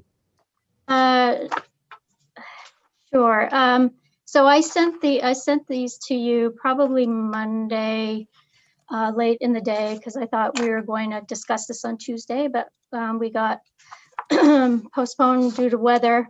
So really, it's just, hopefully you've had an opportunity to look at it, but I'm just going to quickly go over the amendments to the rules. So on page 2, we added that for hearings and work sessions, that specifically saying that the committee by unanimous vote may move directly from a public hearing into a work session without notice. And that's been practiced in the past, so it's not unprecedented. Any votes today? Oh, and then on page 3 at the top, this is, I guess, having to do with smoking and eating restrictions. Basically just struck the fact that if we do resume in-person meetings, there probably would be a requirement of wearing masks. So we struck eating and drinking in the committee room for now. And when participating electronically, committee members may only consume food or beverages while off screen. For procedures under public hearings, the committee discussed that a member who presents a bill typically refrains from asking questions, except this committee is authorizing it at the discretion of the chair to allow the sponsor or member to ask clarifying questions. And we also, and actually this was put into practice today, attendees and members are not permitted to hold or display signs, posters, placards, or props in the committee room. I guess that should be during a public hearing or while participating remotely. At the top of page 4, attendees are not permitted to share his or her screen during a public hearing or while participating remotely, except as authorized by the chair. Procedures for work sessions, a couple of amendments. Again, the amendment prohibiting displaying signs or placards or using props was added, and then again the screen sharing prohibition is put in except as authorized by the chair. On to page 5, there's a line added that use of the committee room shall be in accordance with the direction of the presiding officers. And that's basically it for amendments. Okay. The only other thing we wanted to talk about, which I talked to Karen about briefly this morning, was when we start and we have an informational or a briefing, technically it is the start of our meeting. So Karen pointed out that we need to have a quorum to start. Well, and since we have already kind of stated that these are informational and informal, it may well be, especially at the beginning of a meeting, it's possible that there may not be enough people, meaning there's not 7 of us there to start. So I'd like to have in our procedures that it's okay to start an informational briefing without a quorum present. Otherwise, we could move it to the other end of the meeting so that when we start our meeting, we have a quorum, and then as people drift off, then it's okay. But I just wanted to know what the committee thought of that. If they thought that was an appropriate way to go. I see thumbs up mostly. Anyone have? Okay. All right. So Karen, what do you have something to say about that? Well, keep in mind this needs to be approved by Sure, I'll make presiding sure officers. So you mean our procedures has to? yes, including lack of a quorum to start a meeting. That's not to me. It's opening up a can of worms if every committee does that. But if that's well, what you want to do. But it's not to start a meeting unless it's just for a briefing. Okay. I mean, we're still going to have a quorum for public hearing and work session. Unless we want to state it exactly that way. To open a meeting that starts with a public hearing or a work session, we have to have a quorum present. We can put that in. How about that way a confirmation hearing? And a confirmation hearing. That way we're silent on a briefing.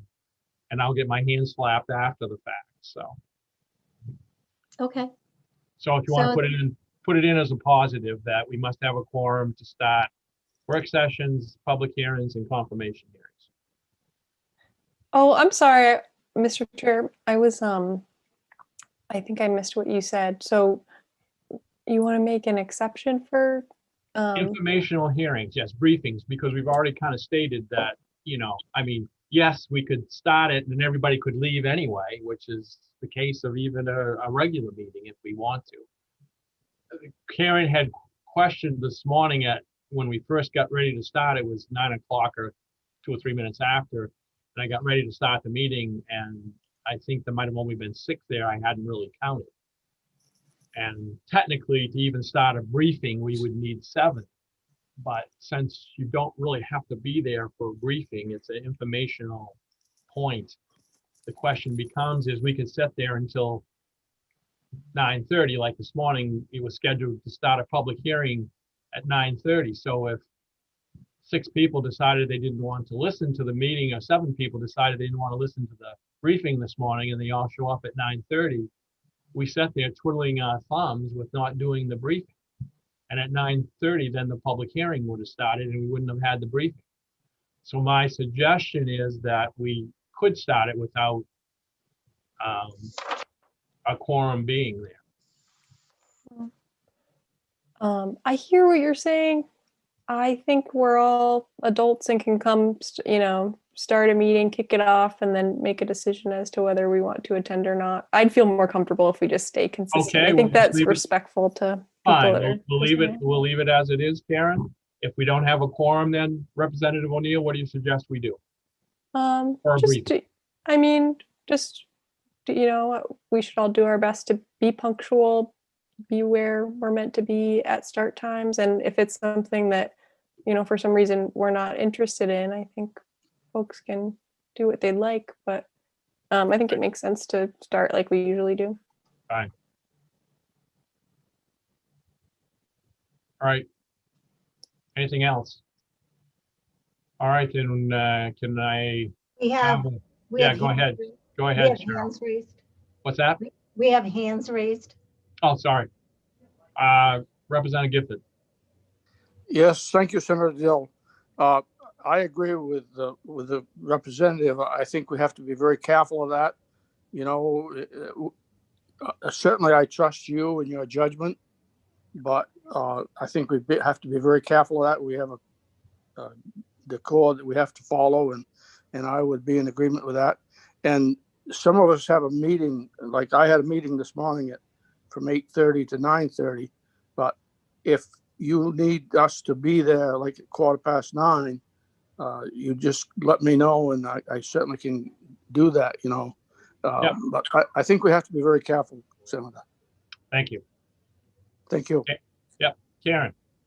Yeah, I just wanted to point out too that you just need a quorum to begin a meeting. And then, if someone needs to be somewhere else at 9:05, they can do that as long as you have a quorum to start.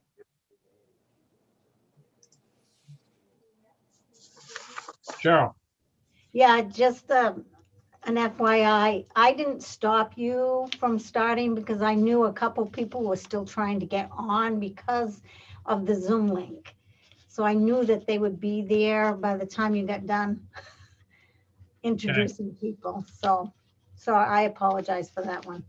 Well, then what we will do is I hear what everybody's saying, and that's fine. You don't agree with me, but if we have a public hearing scheduled at a certain time and we don't have a quorum to begin and we sit here waiting for a quorum, I will begin the public hearing on time. If it's a briefing that we're, I'm sorry, I just think public hearings are the reason we're here, and the work sessions and confirmation hearings, and truly that the briefings are informational for any and all of us. So, Representative Schofield. Thank you, Senator Dill. I agree with you. And if it's the will of the committee not to do it as you just described, I would just offer this, that any briefings be germane to agriculture, conservation, and forestry. Any other information that some members feel that we might be enhanced with knowing is wonderful, but this is not the time, the place, or the venue for those things if it does not directly relate to agriculture, conservation, and forestry. That's my view. Thank you very much. Great. And I hear you and I appreciate that. And I think we've only got, right at the moment, we only have one briefing left, and that's on from the department actually on the Climate Council and how it impacts what they're doing. So I truly don't see that there will be a real problem with that particular briefing, but I just wanted to bring it up in case there happens to be. And other than that, I see no other hands, so I guess we're ready to vote on. Yep, Representative Fluker. Could you just clarify what you said about you starting briefings? No, we're just gonna. We'll have to wait for a quorum. If it's the first thing in the morning, we can't start without a quorum because it's an official meeting. Okay, thank you. But all I said was, if it's scheduled for 9 and we got a public hearing scheduled for 10 and we don't get a quorum until 9:20, then I will start the public hearing on time. We'll have to cut off the briefing. Okay, thank you. Any other questions or comments? Seeing none, and which is the regular procedure anyway, I guess. So we have the rules that Karen went over, that procedures. So we're ready to vote on those. So I guess do we want to do it by roll call? Cheryl, would you call the roll? Yep, I will. Representative Susan Bernard. Yes.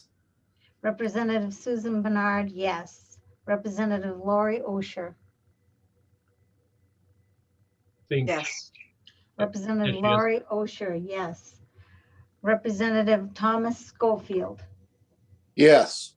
Representative Thomas Schofield, yes. Representative Joseph Underwood. Yes. Representative Joseph Underwood, yes. Representative Scott Landry. Yes. Representative Scott Landry, yes. Representative Randall Hall. Yes. Representative Randall Hall, yes. Representative Margaret O'Neill. Yes. Representative Margaret O'Neill, yes. Senator James Dill. Yes. Senator James Dill, yes. Senator Russell Black. Yes. Senator Russell Black, yes. Senator Chloe Maxman. Yes. Senator Chloe Maxman, yes. Representative William Pluker. Yes. Representative William Pluker, yes. Representative Jeffrey Gifford. Yes. Representative Jeffrey Gifford, yes. Representative David McCray, absent. All right, so those present and voting were all unanimous, and the quorum is here. So we have passed our rules for procedure, and this is for the electronic meetings. Once we get back to in-person meetings, we will have to revisit these to see if we want to tweak them a little bit. With that, is there anything else, Karen or Cheryl, to come before us? So I'll be sending you and Representative O'Neill a copy of these. I can, if you're okay, I can sign for you so I can get them off to the POs. Sure. And on Tuesday, we start at 9 a.m. with a public hearing on LD 95, right to food. And I just want to mention to new folks particularly, we have a work session start time of 9:30. That's really arbitrary. That's just kind of a placeholder. The work sessions will follow the public hearing, but it may not necessarily be 9:30, and I suspect it won't be. Right. Thank you. Anything else, Karen or Cheryl? Nope. Can I have a motion to adjourn? Moved by Scott, seconded by Representative O'Neill. All in favor? Let's raise your hand.